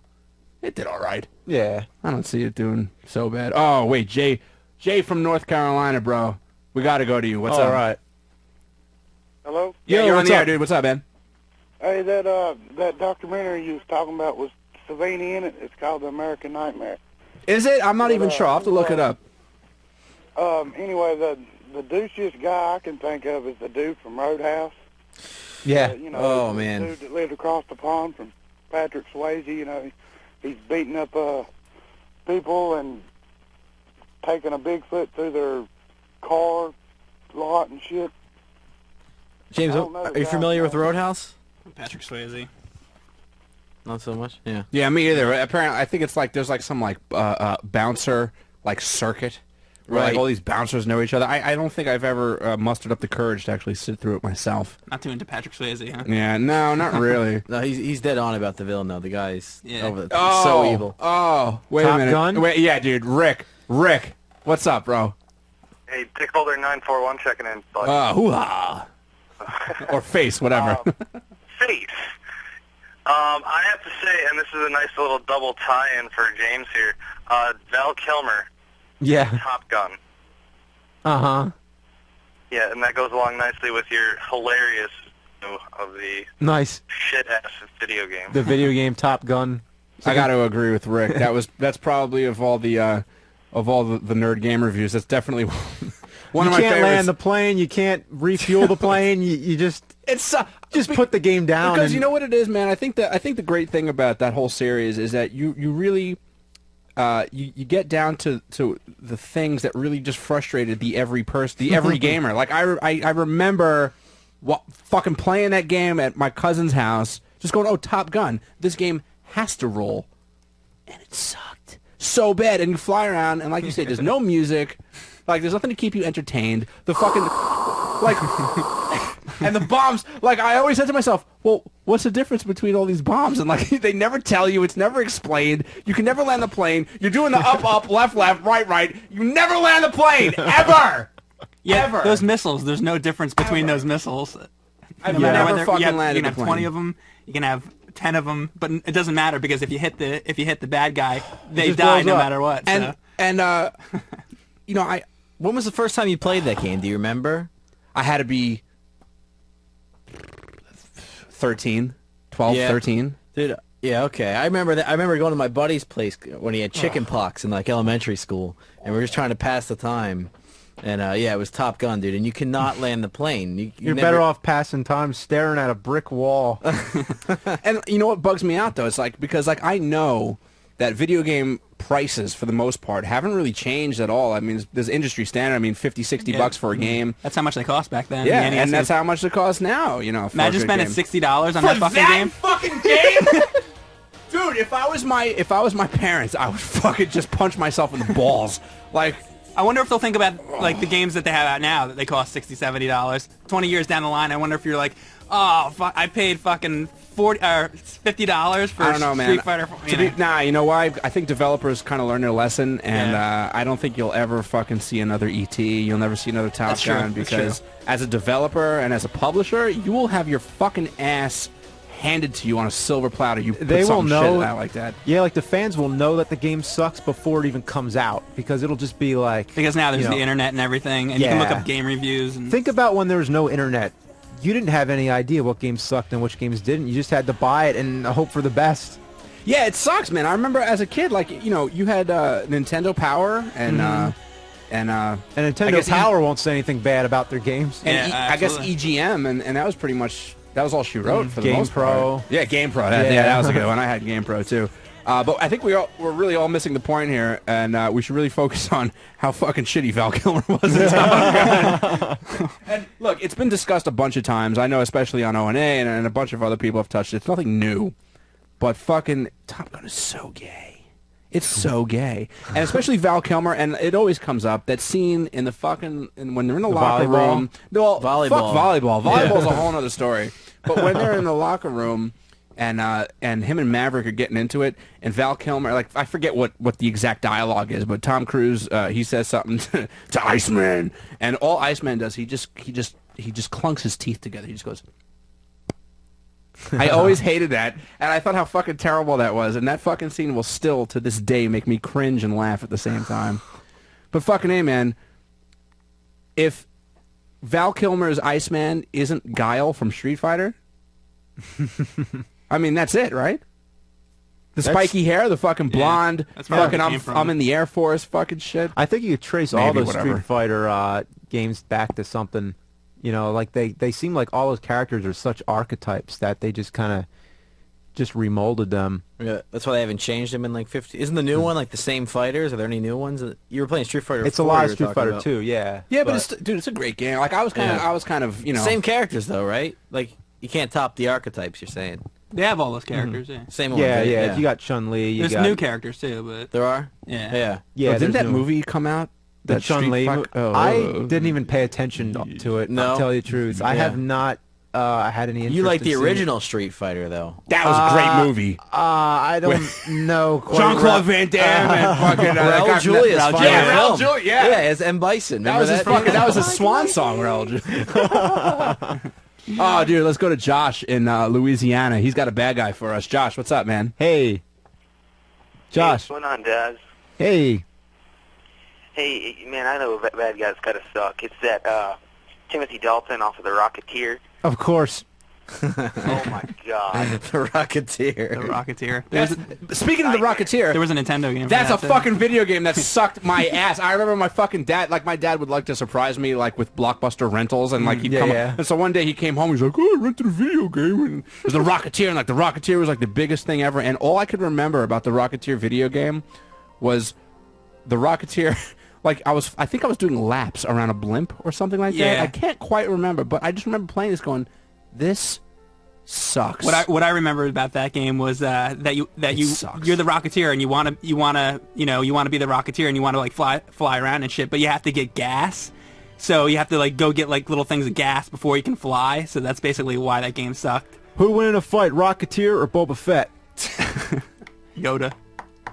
It's just, why do they have to ruin, like, video games and movies? They could so work, and like I guess they're getting better at it now.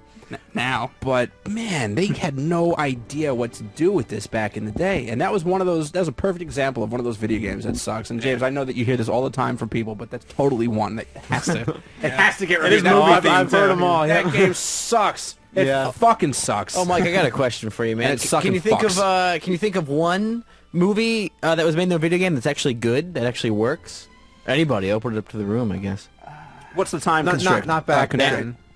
You know what? one- Batman on the NES was actually pretty good. Yeah. I've heard that. It's a great game. Yeah. There's a few, but most of the ones on NES at least sucked. How about well, I guess that doesn't count. Is there I was one that's gonna- good though? I was gonna say Ninja Turtles, but that really doesn't count. No, that was bad. I mean, some of Well, the later Ninja Turtle games, like like the the Manhattan Project, it's disputable. But yeah, it's just it's also your opinion in it too. I mean, people say they love it, and people say there's annoying things in it, and it just matters as to what's your impression of it. So Moonwalker was pretty sweet. that was a movie, wasn't it? Moonwalker Yeah. isn't that bad. It's bad. It has bad things. You can't play it. You can't take it seriously. It's But because it's Michael like, Jackson. Saving kids, which is collecting exactly. kids. Yeah, Which is the kids are humping him. I was just hump his leg. I was just watching that today. It's one of James's latest reviews. If you go to Cinemassacre.com, it's one of the latest Angry Video Game Nerd reviews. It's Moonwalker, that shitty Michael Jackson movie turned video game for Genesis, and Yeah, pretty much. I remember watching that movie. Remember Joe Pesci was like the main bad guy, and for some reason there was like tarantulas everywhere. Like that movie was just so out of left field and fucked up. And what was the whole Michael Jackson Voltron situation? Like I with the robot. I didn't get it. Michael Jackson Voltron. I didn't get situation. I don't know. You played like the arcade game, and you turn into the robot, and you're just shooting people. Did that happen in the movie? Yeah.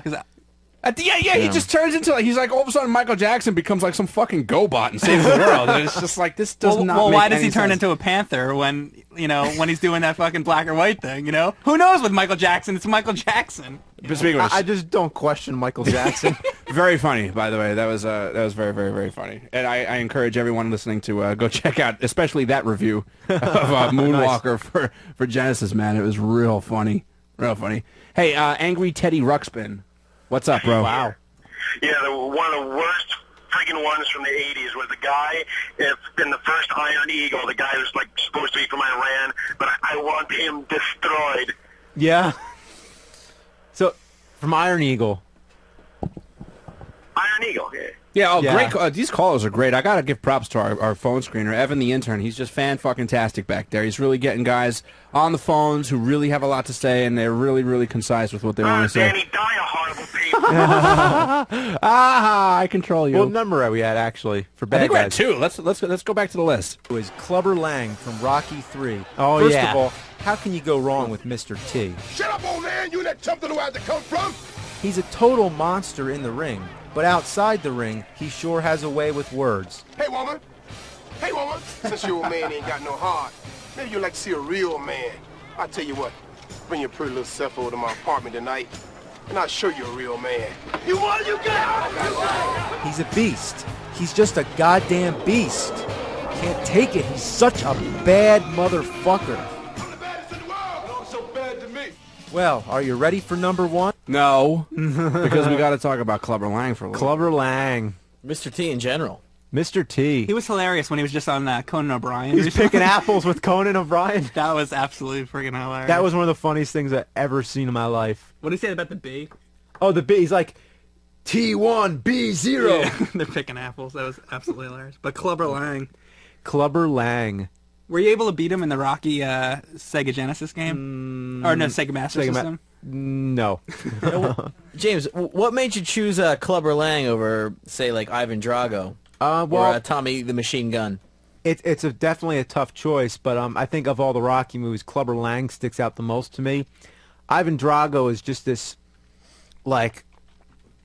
is just like all muscle, and he doesn't talk much.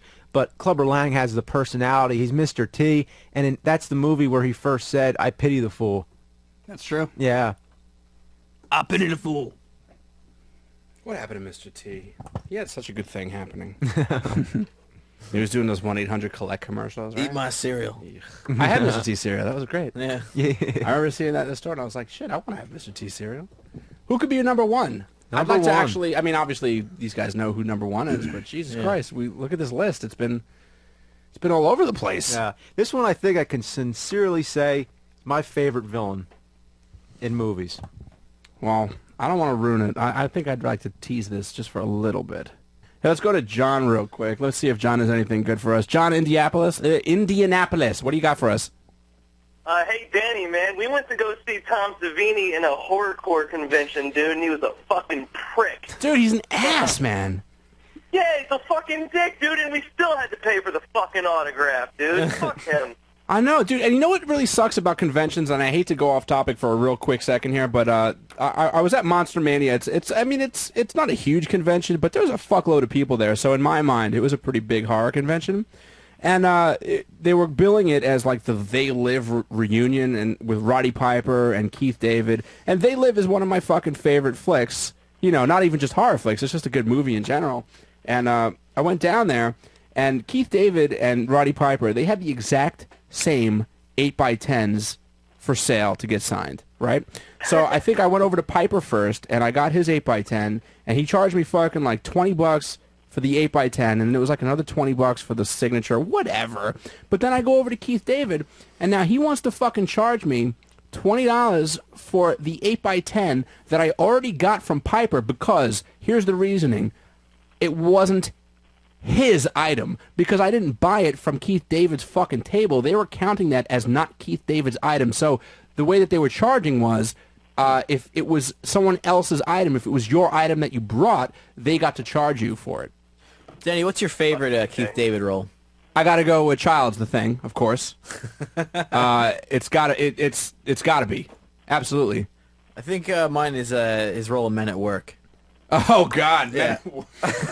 I forget about that flick, man. I mean, he's a great actor. He's Yeah. a great weird. He's just a very strange character actor. But I really just thought that it was so fucked up of his table to fucking double charge me for the same 8x10 that fucking Piper was selling. It was Yeah, just I don't like, know how that works. I never paid for an autograph. God, those before. fucking con guys, man. I mean, it really is. It's so funny that they call them cons, because it's a Right. goddamn con. It's a fucking Nice. dude. They're shysters, all of them, whatever. But anyway, Keith David's best role, The Thing. The Thing, by the way, all-time best movie ever. John Carpenter's best work. What about the original, The Thing? It's one of my favorites. Yeah, great movie. It's I tough. watched it when I was a little kid. Do you know yeah. that Frank Darabont, what's his name? Frank Darabont? I think I fucked it up. Anyway, the guy that did the screenplay for The Green Mile and Shawshank Redemption, he fucking did a screenplay for a remake of The Thing, and I think it got rejected.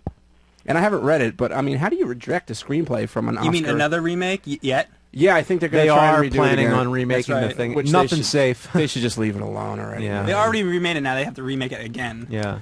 Dude, John, we didn't even get to what you wanted to say, man. What did you have for us? Oh, dude, it's kind of like a comedic role, you know what I'm saying? But I mean, still, it's pretty funny. Like the Martians from Mars Attacks. Yeah, those Mars Attack Martians. They were. I feel like they were kind of intentionally like, funny. Yeah, it doesn't. I I don't feel know like if that counts. I actually feel like they were like the Gremlins, but just repackaged as aliens. You know? Yeah. I guess, man. But yeah, it was still pretty fucking, I don't know, it was kind of lame. I think that's where Tim Burton started to go downhill. I mean, it wasn't a bad movie, but it was like, you know, Started to go downhill. It was like, It was very tongue-in-cheek. I mean, It was- but I understand like the whole style. It was supposed to be that 50s era, Yeah. you know, tongue-in-cheek feel. But I think I got to agree. I mean, Tim Burton, he was a powerhouse for quite some time, and then all of a sudden he kind of faded away into obscurity, and no one really cares about. you know, I can't For the most part, imagine. I don't One thing we were talking about was I can't imagine Tim Burton directing Jack Nicholson, because when you think about it, Tim Burton is such an eccentric guy. If you've seen him in interviews and stuff, he's just very like socially awkward and stuff. It's just very funny to imagine him doing Batman. It's like I think about that, I'm like, wow, like how did that happen? But anyway, I think we got one more bad guy. You want to go right to it? Sure. Yeah, it's about time. Let's fucking check it out, dude. The #1 baddest bad guy. Let's hear it. I hope you are, because I'm not. But here it goes. I can't believe you loaned me a car without telling me it had a blind spot. I could have been killed. Biggest movie badass is Biff. Your insurance should pay for it. I want to know who's going to pay for this. I spilled beer all over when that car smashed into me. Who's going to pay my cleaning bill? I think he'd have to make #1, regardless of how I constructed this list. You know you want it. You know you want me to give it to you. Shut your filthy mouth. I'm not that kind of girl. Well, maybe you are and you just don't know it yet. Everything he does, he's just a real shithead, harassing women. And you're my girl. Being mean to little kids. Go get it! And yelling at his older self. Get the hell out of my car, old man. Besides being so hilarious and having so many catchphrases, he really is an interesting villain because there's so many different versions of his character from different time periods as well as alternate timelines. We explore the complete range of how many ways this guy turns out, but except for Nice Biff in 1985, he's always an asshole and always the #1 baddest bad guy. I like the explosion. I got to agree. I think Biff, that was a good #1. You didn't think you were gonna agree, but then when you heard Biff, you're like, all right. Yeah, man. You know what? The guy on the phone, he had me going. I thought that I thought it was blown for me. Yeah. And definitely Biff, man. Yeah. Biff is such a fucking scumbag. I mean, like, it's been brought up so many times, man. But just the fact that like there was a movie where like there was an attempted rape. Yeah. And time travel. Yeah. And it's like a kid's movie, too. Yeah, it's a kid's movie. They made a ride about it, kids. Yeah. Like, you could go on the rape ride at Universal. Even his relatives were dicks, too, in Back to the Future 3. Yeah. Oh, yeah, the fucking Mad Dog. Yeah. Mad Dog chatted. Nobody calls me Mad Dog. I hate that name. And there's Griff, which was his grandson. Oh, right. He was the 2015 version of Biff, right? Whose name is Griff? Griff. Gramps! Well, my favorite thing about, I remember reading The Connection, and it was like Griff's hoverboard was like the bulldog or something, and it was like it was supposed to be some kind of, some psychotic foreshadowing to Mad Dog Tannen, and it was just like, who the fuck is ever going to think about that and put that together? Jesus Christ. Does anybody disagree with Biff? No, I gotta think that Biff is definitely a cunt. I mean, if you're asking me, dude. I mean, what a fucking asshole. He really is a scumbag. Yeah. I think that's a good. Biff. I mean, that was a good list, and I couldn't even think of somebody that's gonna top Biff. Yeah. As the biggest fucking movie scumbag. Nobody of all has any time. ideas on the phone. No, not really. No, I don't think anything so. Good. Yeah. Well, we should probably head towards a break. What do we got going on here, All right. James? Well, we got movies that rhyme. That rhyme? Let's check it out. All right. Jaws, Rebel Without a Cause, Applause, The Santa Claus, movies that rhyme with Kindergarten Cop, Bus Stop, Barbershop, Operation Dumbo Drop, American Pop, Beverly Hills Cop, Cash Crop, Over the Top. Movies that rhyme with Jurassic Park, Raiders of the Lost Ark, Lois and Clark, South Park, A Shot in the Dark, Narc, Joan of Arc, Bark. Movies that rhyme with Judge Dredd, Eraserhead, King Vidor's Our Daily Bread, Night of the Living Dead, Playboy, Playmates in Bed, Drop Dead, Fred, Fistful of Lead, Rose Red, Beavis and Butthead, He Said, She Said, Extreme Guitar Shred, Father Ted, Dead Ahead, Club Dread. Well, that's that. So That is that. Yeah. Well, so that one was basically just a complete. How long did that take you to make, James? Wow. What was the inspiration for that one? Very random. That's all I can say. It's probably the most random. Yeah. So let's check this little clip out right here. Which one? Holy Track shit. 11? Yeah. I'll just say it at this point. It's okay. Holy shit! I think that just needed to go over national radio. I just needed to hear that little kid saying "Holy shit." It's like a buddy of yours, right? You guys shot that when you were younger, right? Yeah, that was from a movie I made called Droppings, which was about bird turds that this guy's getting shat on by birds. How old were you then? Shit! I don't remember. I like 17, I think. Actually, I wasn't really that young, but Holy shit! it's just great. You know, I just needed to hear that. I think I actually I saw there's actually a really cool it's kind of like a mini documentary on how you got into this whole thing. Yeah. I've never seen it on cinema. I think actually Mike turned me on to it. And it's actually a little it's not just like a 2-3 minute thing. I mean it's a piece. It goes on for quite a while about how you got into filmmaking. It's quite an interesting cool video. Yeah, I'm really glad a lot of people were able to relate to that or be inspired by it because that's how it happened for me. I just would get inspired by hearing other people's stories.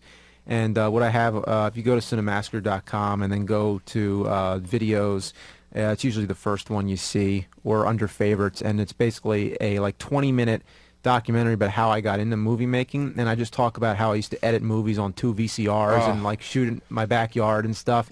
So I remember watching that one night, and it was just so frustrating, just because I know how that feels, where you want to do something, you're not quite sure how to go about doing it, but you're going to do your best to do it, and just watching you try to fucking make a movie. and you're like dubbing and redubbing from VCR to VCR to VCR to VCR. It's just like shit, dude. I know the feeling that you have trying to do that. Well, now of course there's Final Cut Pro and all this Right, all this exactly. stuff, but that's how it but was, back then, man. Just That's two how it VCRs, was. just two VCRs, and it wasn't even that long ago either. Like No. it was just like all this computer stuff just happened. It was like wow, like okay, this is a lot easier. Man, good thing for that shit. Yeah. Because who knows, man? Imagine trying to do that shit now. All these guys on YouTube, trying to fucking put these dumbass videos together with two fucking VCRs. two VCRs. I'm glad that I didn't have YouTube back when I was making my old movies because they would have all been on YouTube and they sucked. All right, man, dude, this show is flying by, man. I can't believe we only got an hour to go. The fucking phone lines are packed. There's not one empty line available. I think we should take a break. We'll come right back. We'll have more with James with Cinemassacre Radio, the Angry Video Game Nerd, and pals. And we'll take some more of your phone calls after the break. 866-969-1969. That's 866-WOW1WOW. Cinemassacre Radio. We will be right back. Cinemassacre Radio with the Angry Video Game Nerd. Sirius 197, XM 202. Hey, how you doing? Hey, thanks for being patient. You have a question about 3DO? Yeah, I was wondering if you're ever going to do any 3DO reviews in the future, because there's a whole bunch of shitty games on that system. I do, but here's the question. Which 3DO games do you think are the worst? Oh, man, there's a lot. What is the 3DO? I'm not familiar with that system. The Panasonic it came out 3DO? in '93. It was $700 fucking dollars when it came out, which is outrageous. And it was pretty much like PlayStation before PlayStation.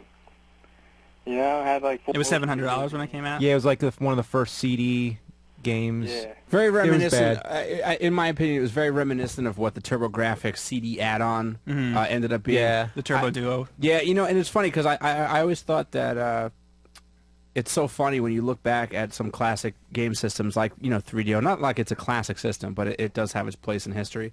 And the TurboGrafx CD add-on and all that stuff. And I love how these when CD-ROM was a name that was just becoming part of everyday household use. It was like, oh yeah, I got that on CD-ROM or whatever. Like when you got Encarta, as part of your first computer and everything. And it's Cinemania. And I love how that's where games, that's where people thought games were going, where these terrible cartoony cutscenes or this fucking awful Dragon's Lair. Oh fuck that. Yeah, that. But even worse than that, like those fucking terrible Zelda games for 3DO. CDI. Philips CDI. Dude, that sucks my ass. And not only that, but also the terrible, grainy, pixelated, what they called full motion video. Sega. Dude, Sega. fuck Sega. Dude, there was a game for the TurboGrafx CD called It Came from Another World or some shit. Yeah. And it was like, dude, it was like on your TV, full screen. What they would show you is basically like a 3x3 square of terrible pixelated video, and that was supposed to be a video game. Yeah. What was that? Night Trap? What was that for Sega? Whatever it was. Night Trap. Oh, Yeah. fuck you with those shitty fucking who thought that was the future of the gaming industry? Apparently, it was a lot of people because there was a lot of games that ended up coming out looking like that. They took the gameplay out of it and just made them into movies instead. So it was a lot of that. But yeah, so what about this Daryl? What's up with video games made into movies? What's up, Daryl? Hey. Hey, how's it going?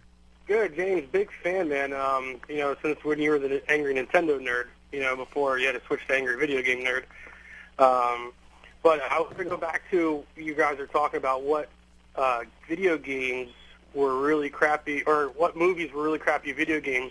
What about really crappy video games turned into movies like Super Mario Brothers? Yeah. Street Fighter. Yeah, Dennis Hopper. Dennis Hopper plays Koopa, as they just called him. Yep. Double Dragon It wasn't hasn't on. changed either. Yeah. It hasn't changed much either because you have Max Payne. That's not really that good. Tomb Raider. I mean, you have the new Street Fighter movie coming out too. The Hitman. I mean, yeah. So I just wanted to hear what you had about that. Yeah. I think Super Mario Brothers was one of the first ones that I remember, and I remember the tagline was, "Hey kids, this ain't no game," or something like that, and it was like, "Wow, we're gonna watch Super Mario Brothers," and it was kind of a hard concept, I guess, to make into a movie to begin with, but still they pretty much just went off and did something completely different with Dennis Hopper playing like dinosaurs and Bowser. shit. So you were like really excited, right, James? I was going excited into when it? I saw it, and then afterwards I was like, wow, that was it? movie was a piece of shit. How about The Wizard? Oh, The Wizard. Oh, he reviewed The Wizard. Fred Savage, that fucking Super Yeah, Mario it 3 was commercial. basically like a road trip where they're going to the dinosaurs. That's what the whole movie's about, the dinosaurs in Cabazon, California, the statues. The whole movie is just about going to the dinosaurs, but it has this whole video game theme attached to it. And I remember the only reason any kid went to see that movie was just to see Super Mario Brothers 3 in it. You know, that was it. Well, Or the Power Glove. The Power Yeah, Glove. yeah. Lucas. You did the whole review in the Power Glove too. I did. Wasn't it the Power Glove that you were reviewing where you actually did land the fucking plane? Yeah, yeah.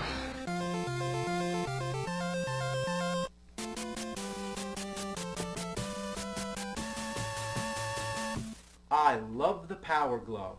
It's so bad. And I mean bad. This thing is bad. Why need a glove to play a game? What's wrong with this? Huh? I don't know. I thought this was okay, playing it, with the controller. So if anything, the Power Glove, it's an interesting experiment in gaming technology. But too bad they were just fucking jerking off. Like, why does it suck so bad? Well, I have one fucking complaint about this glove. It doesn't work. Now, what's the most important aspect about any game? Well, being able to fucking play it. If you want to bring a totally new element of challenge to your Nintendo games, try the Power Glove, because it sure makes everything a lot harder. It's just a barely functional contraption designed to rip off little kids. It's the biggest scam since the Atari 5200 controller. The only kids who owned this were usually the richer ones who thought they were cool. Well, they're not cool. I'm not cool either. Look at me. You think I'm cool? I got a fucking glove on my hand. I'm trying to play a fucking game with it. I look like an idiot with a fistful of shit. Now you're playing with fucking shit. You're better off fucking shit than fucking with this fucked up shit. Fuck this shit. You don't know shit about how fucking shitty this fucking shit is. It's so bad it sucks. It's so fucking suck it fucks. And I can't take it anymore. So that's the Power Glove.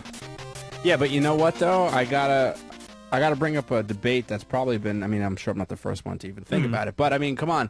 If you haven't heard the Wii versus Power Glove debate, Wii versus Power Glove. It's like the same thing. What's the difference?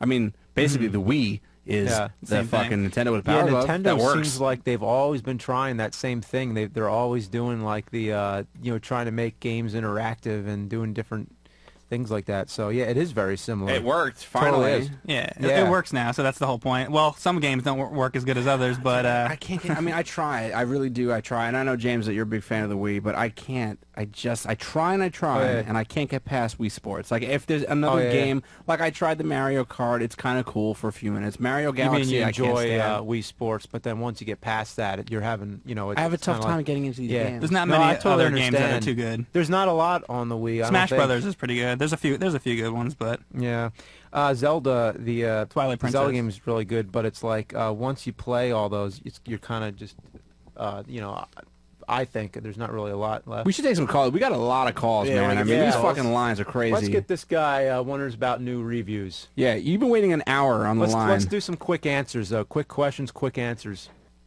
Hey. Hey, what's up? Hey, James, I was just wondering, because I was looking at some N64 games last night. What are some games that you might think of doing for the N64? To do reviews of, well, I might do, I don't know. There's a lot I've been thinking about, but Mega Man 64 has been one on my mind, but maybe even like a Castlevania 64 one, but there's not really a lot that I would, spoil, but most of my focus is on... Recommend one? Sure, go for it. What do you think of Banjo-Kazooie? I haven't played it. Is it bad? It's just a mess. The whole concept just threw me off. I was looking forward to it, but then it's a bear flying with a flying rooster on his back, and if you didn't think they were already smoking crack, the point of the game is to just connect puzzle pieces. Wow. And sounds fun. It had a lot of hype to it. Bear flying around. Thanks, yeah, I Jay. do Well, remember. That game got a lot of good reviews from what I can remember. I mean, that's not a bad game from what I've read. I've never played it myself personally, but Well, just because a game gets a good review in a magazine doesn't mean it's necessarily a good Yeah. game to you. Well, you know, I it's felt all the same way- about it's like all about like what you think when you play it. It's like you'll always hear different opinions about things, so it's like A lot of people think that Teenage Mutant Ninja Turtle game is good, but James didn't, and that was the sort of point of the video. It's sort of James's opinion, not you know. Anyway, I always thought that I remember hearing a lot about Earthworm Jim when it first came out, and I was like, I'm not gonna play this fucking shit game. And then I remember playing it. I was like, you know, it's not bad. And I always get like that. Like that's my way of dealing with things. Like if something is good, I don't like it. You know, like The Office. You know, was huge, and I'm like, fuck The Office. I'm not gonna watch it because everybody liked it. Yeah, and then I liked it, and it was all right. let's see, what's this first one here? Let's go down the line. Hey, Jeremy, North Carolina, what's up, dude? Yeah, actually, I had a original question. I'm going to change my mind and go ahead and say fuck you to that guy who says Banjo-Kazooie. Okay, all right. It's actually a really good game. It was made by the company Rare. And if you Yeah, remember Rare was good. They had just recently come out with the whole Donkey Kong Country games on the Super Nintendo. Yeah. So I'm not sure what's up with that, but anyway, Yeah, my original question was on your Cinemassacre page just today. Like you had this whole thing, my NES collection. Now I've been playing games since like 1988, and I remember like the gray cartridges, the black cartridges from Tengen, the blue cartridges, the shimmering gold cartridges. So what the fuck is that Ninja Turtle shit green game like third down on the shelf? I've never seen that before. I'm really curious. Oh, really? What was it? Was it just like a green cartridge, or was it? You said it was like a light green cart. Yeah, the actual cartridge is green, and you actually made a point about saying how pissed off you are that they don't label the end. Oh And yeah, there's no yeah. label there. So I'm like, what is Exactly. that? It's a green cartridge. What is that? Well, I think you might be thinking of a Color Dreams game because those were blue, but they actually turn green with age. So you might find some that are green, like the Bible games and all. Yeah, it's probably one of those. I remember the Bible games being baby blue, but like I've never seen that green before. But it's a very distinctive green. It doesn't look like it's like molded. It got moldy Yeah, with age. I'm pretty sure that's what it is though, because there aren't any NES cartridges that I know of that are actually green. So it was probably a blue game that just turned green with age. Yeah. Like I said, I've been playing it since like 1988, and I've never ever seen a green cartridge. So I was Yeah. curious. All right, Okay, cool, Jeremy. cool, Thanks, man. Let's go to number 2. Hey, Warren, what's up, dude? Hey, how's it going? I just wanted to say hi to Matt. Oh, hey, what's up, man? How you doing? Hey, man. I work with Warren at Benderspink. Hey, dude, we're talking about bad games, man. You and you and Bardia play some video games sometimes, right? Yeah, man. We play NBA 2K9 all the time, and it's like the glitchiest game I've ever played in my life. Oh, really? What do you mean? What's one of the glitches like? Well, you have to like wait for the ball. Like you have to watch the ref like walk all the way across the court to like get the ball, and like every time you shoot like a three, like it goes out of bounds. It like goes over the backboard, even if it's like with like Steve Nash or something like that. James, you don't. Do you have anything against sports games? I noticed you don't have too many in your collection. No, I don't have anything against sports games, but a lot of them just sort of blur with me. They just become the same. You got plenty of baseball games. I got plenty of baseball. You know how many baseball games are on the Nintendo Entertainment System? Just a lot. How about golf? Golf. There's a lot of golf games, and it's like, how could you make that many games about golf? It's golf. Yeah. So let's take next one down. Hey, Joey, Texas, what's up, man? You got a question for James? Yeah, actually, I do. Hey, James, I was wondering Sure. when your new Star Wars review is going to be up. Oh, the second part of that. Oh, thanks. It's probably going to be up this week coming out. And one more thing. And I was at my church the other day, and we had some of those Bible games on this old Nintendo thing they got there. Yeah. And it was my preacher looked at him and said, "What's up with these green cartridges?" And I looked at him and said, "You know those used to be blue, right?" He said, "Nah." My preacher's cool. He put it in and started playing it. He goes, "This is awful." I'm like, I guess God's rotting the game. It sucks so bad. Great call, Joe. Wow, Thanks. that's interesting. Yeah. Will in Michigan. Yeah, hey, what's up? Hey, what's up, Will? Yeah, man, I was just wondering if you're going to do any more, like, movie reviews of, like, maybe a video game-based movie, like Super Mario Brothers or, like, Wing Commander. Yeah, like you know, like Super Mario Brothers is one that I'm actually kind of surprised I never talked about before. It's actually I have talked about it, but I've never actually done like a full-on review. But it's so predictable. I think everybody kind of knows what's up with that movie. But there are other ones too. I've been thinking about like Double Dragon. I've been thinking about Oh yeah, that one sucked ass. exactly Street Fighter the movie. A lot of those early ones. You know, the only one I kind of liked, I think, was the first Mortal Kombat, and the reason why is because it was so much like the game. It was just watching the game on the movie screen, so that one at least kind of did. I mean, it's not a great movie, but it at least did what it was supposed to do. Yeah. Cool. Hey, there's one more thing I wanted to ask you Sure. that kind of just occurred to me. Have you ever seen the movie Dead Alive by Peter Jackson? Absolutely, that's a great movie. Yeah. Didn't you review that in the first Monster Madness, I believe? Oh, I did actually. Yeah, I did. Yeah, there's a review of that. James did. It would be hard to find, but yeah, that's a good movie. It's called Brain Dead everywhere else other than North America, but yeah, Dead Alive is a great movie. Yeah, let's go on here. We have. You know what? We can go to Howard, but you know, I think I'd rather talk about TurboGrafx just because that's something that I remember having Yeah, as a kid. Let's do it. Hey, who's this? E? Is that your name, or did our screener fuck up? Hey, what's up? That's E. Yeah, you guys left out TurboGrafx 16. Oh, sure, yeah. That was an incredible game system. No, for it wasn't. Yeah. What were some of the worst games on it, though? Heath Courage and Alpha Some of the Zones. worst games were actually some of the best games. Mm-hmm. I remember playing a game called Ninja Spirit, and I got to tell you, I must have spent weeks and weeks and weeks playing that. Yeah.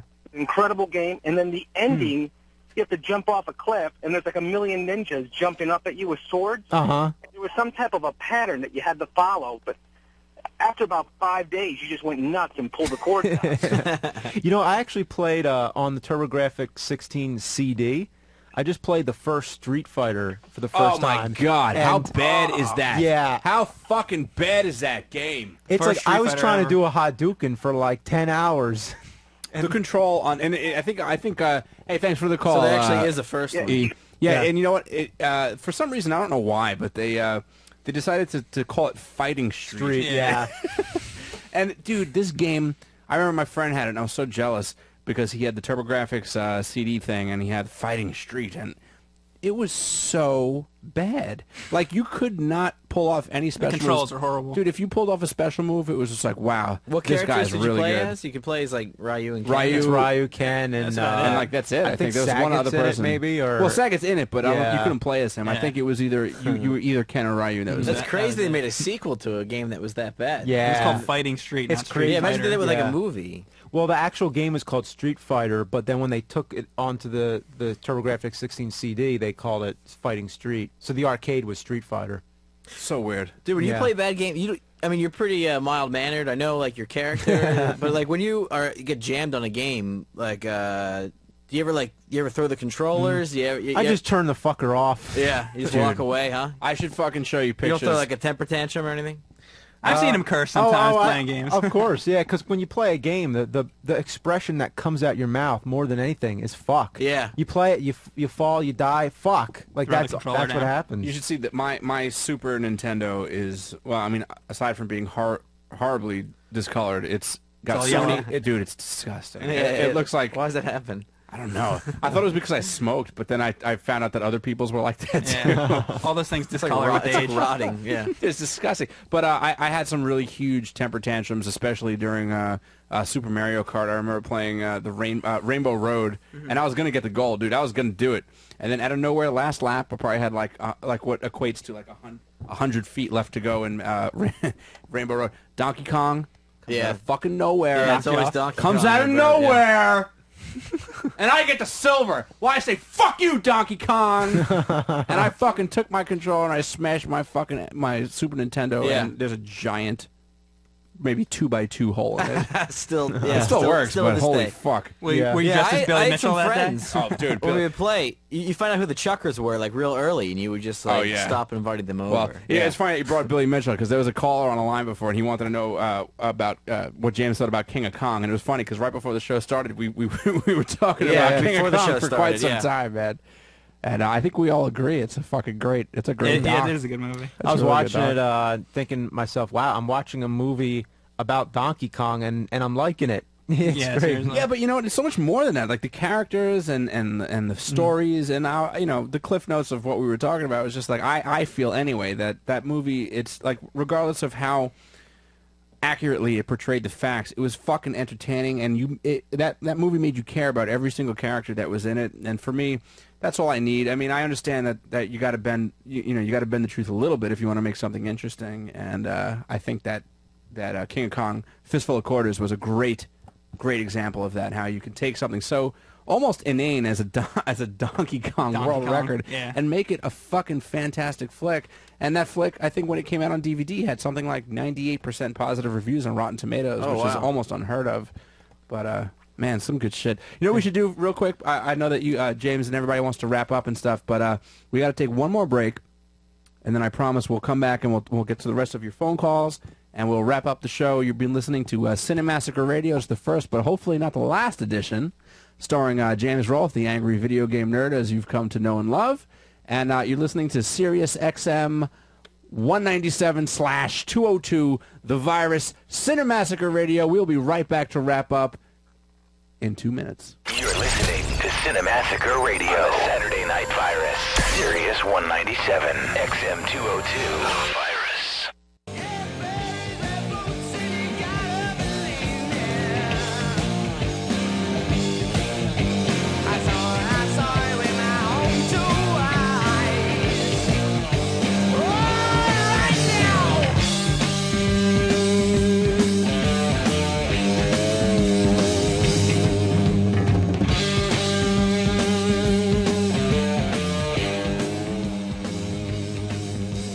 Hey, what's up? We're back.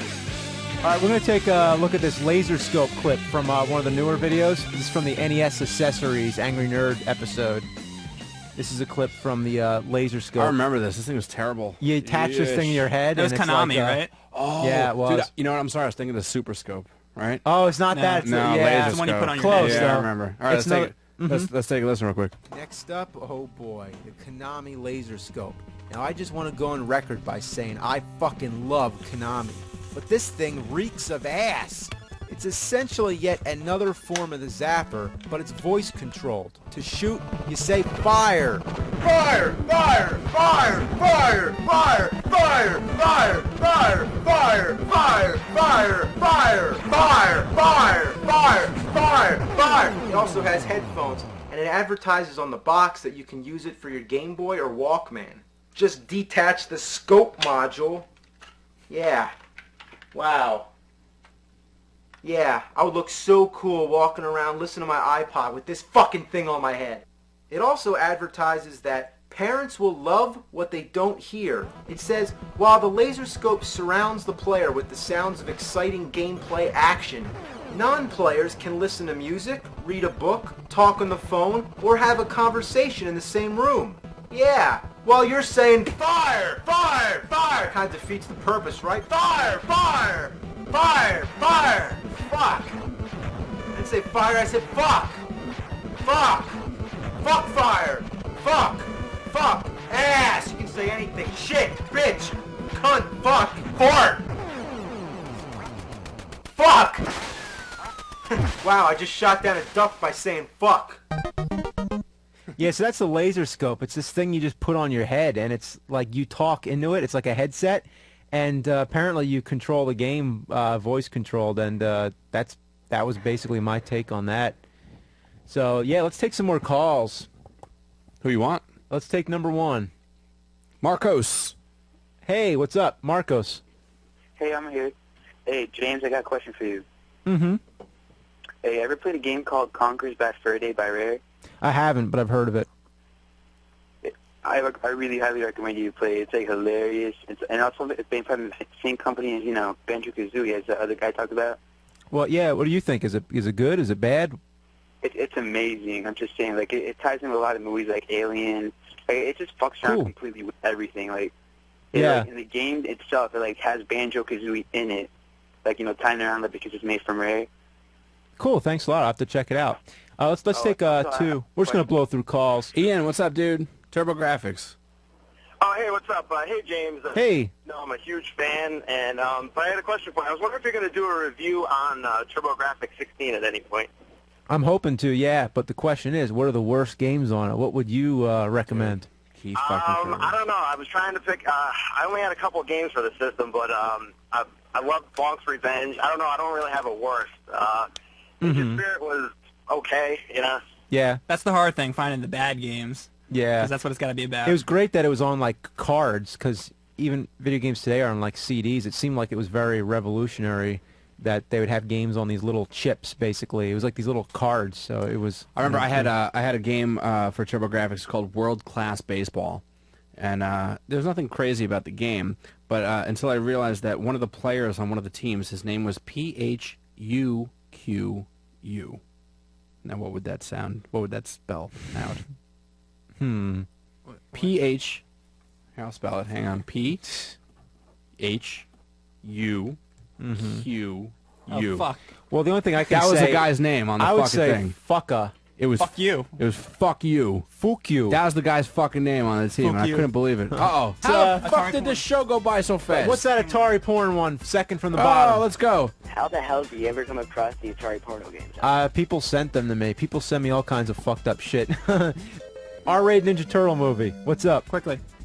Yo, with all the characters they have, Shredder, the Four Turtles, Splinter, Krang, Dimension X, don't you think they should grow with the audience and do something serious out there? They should. I say they just make a balls-to-the-wall turtle movie just with Krang fucking and cursing and whatever. So, yeah. Yeah, and, you know, actual blood being shed, you know? Yeah. It might work. It might not. The Who knows? comics were pretty violent. They're trying to make If you read Dora the Explorer grow up with the fan base, and who knows if that's going to work. We got 30 seconds left. What's this bad game TNA impact? Ah, who cares? The point is, we got to get some plugs in here. I'd love to take another call, but I'd rather talk about Cinemassacre.com.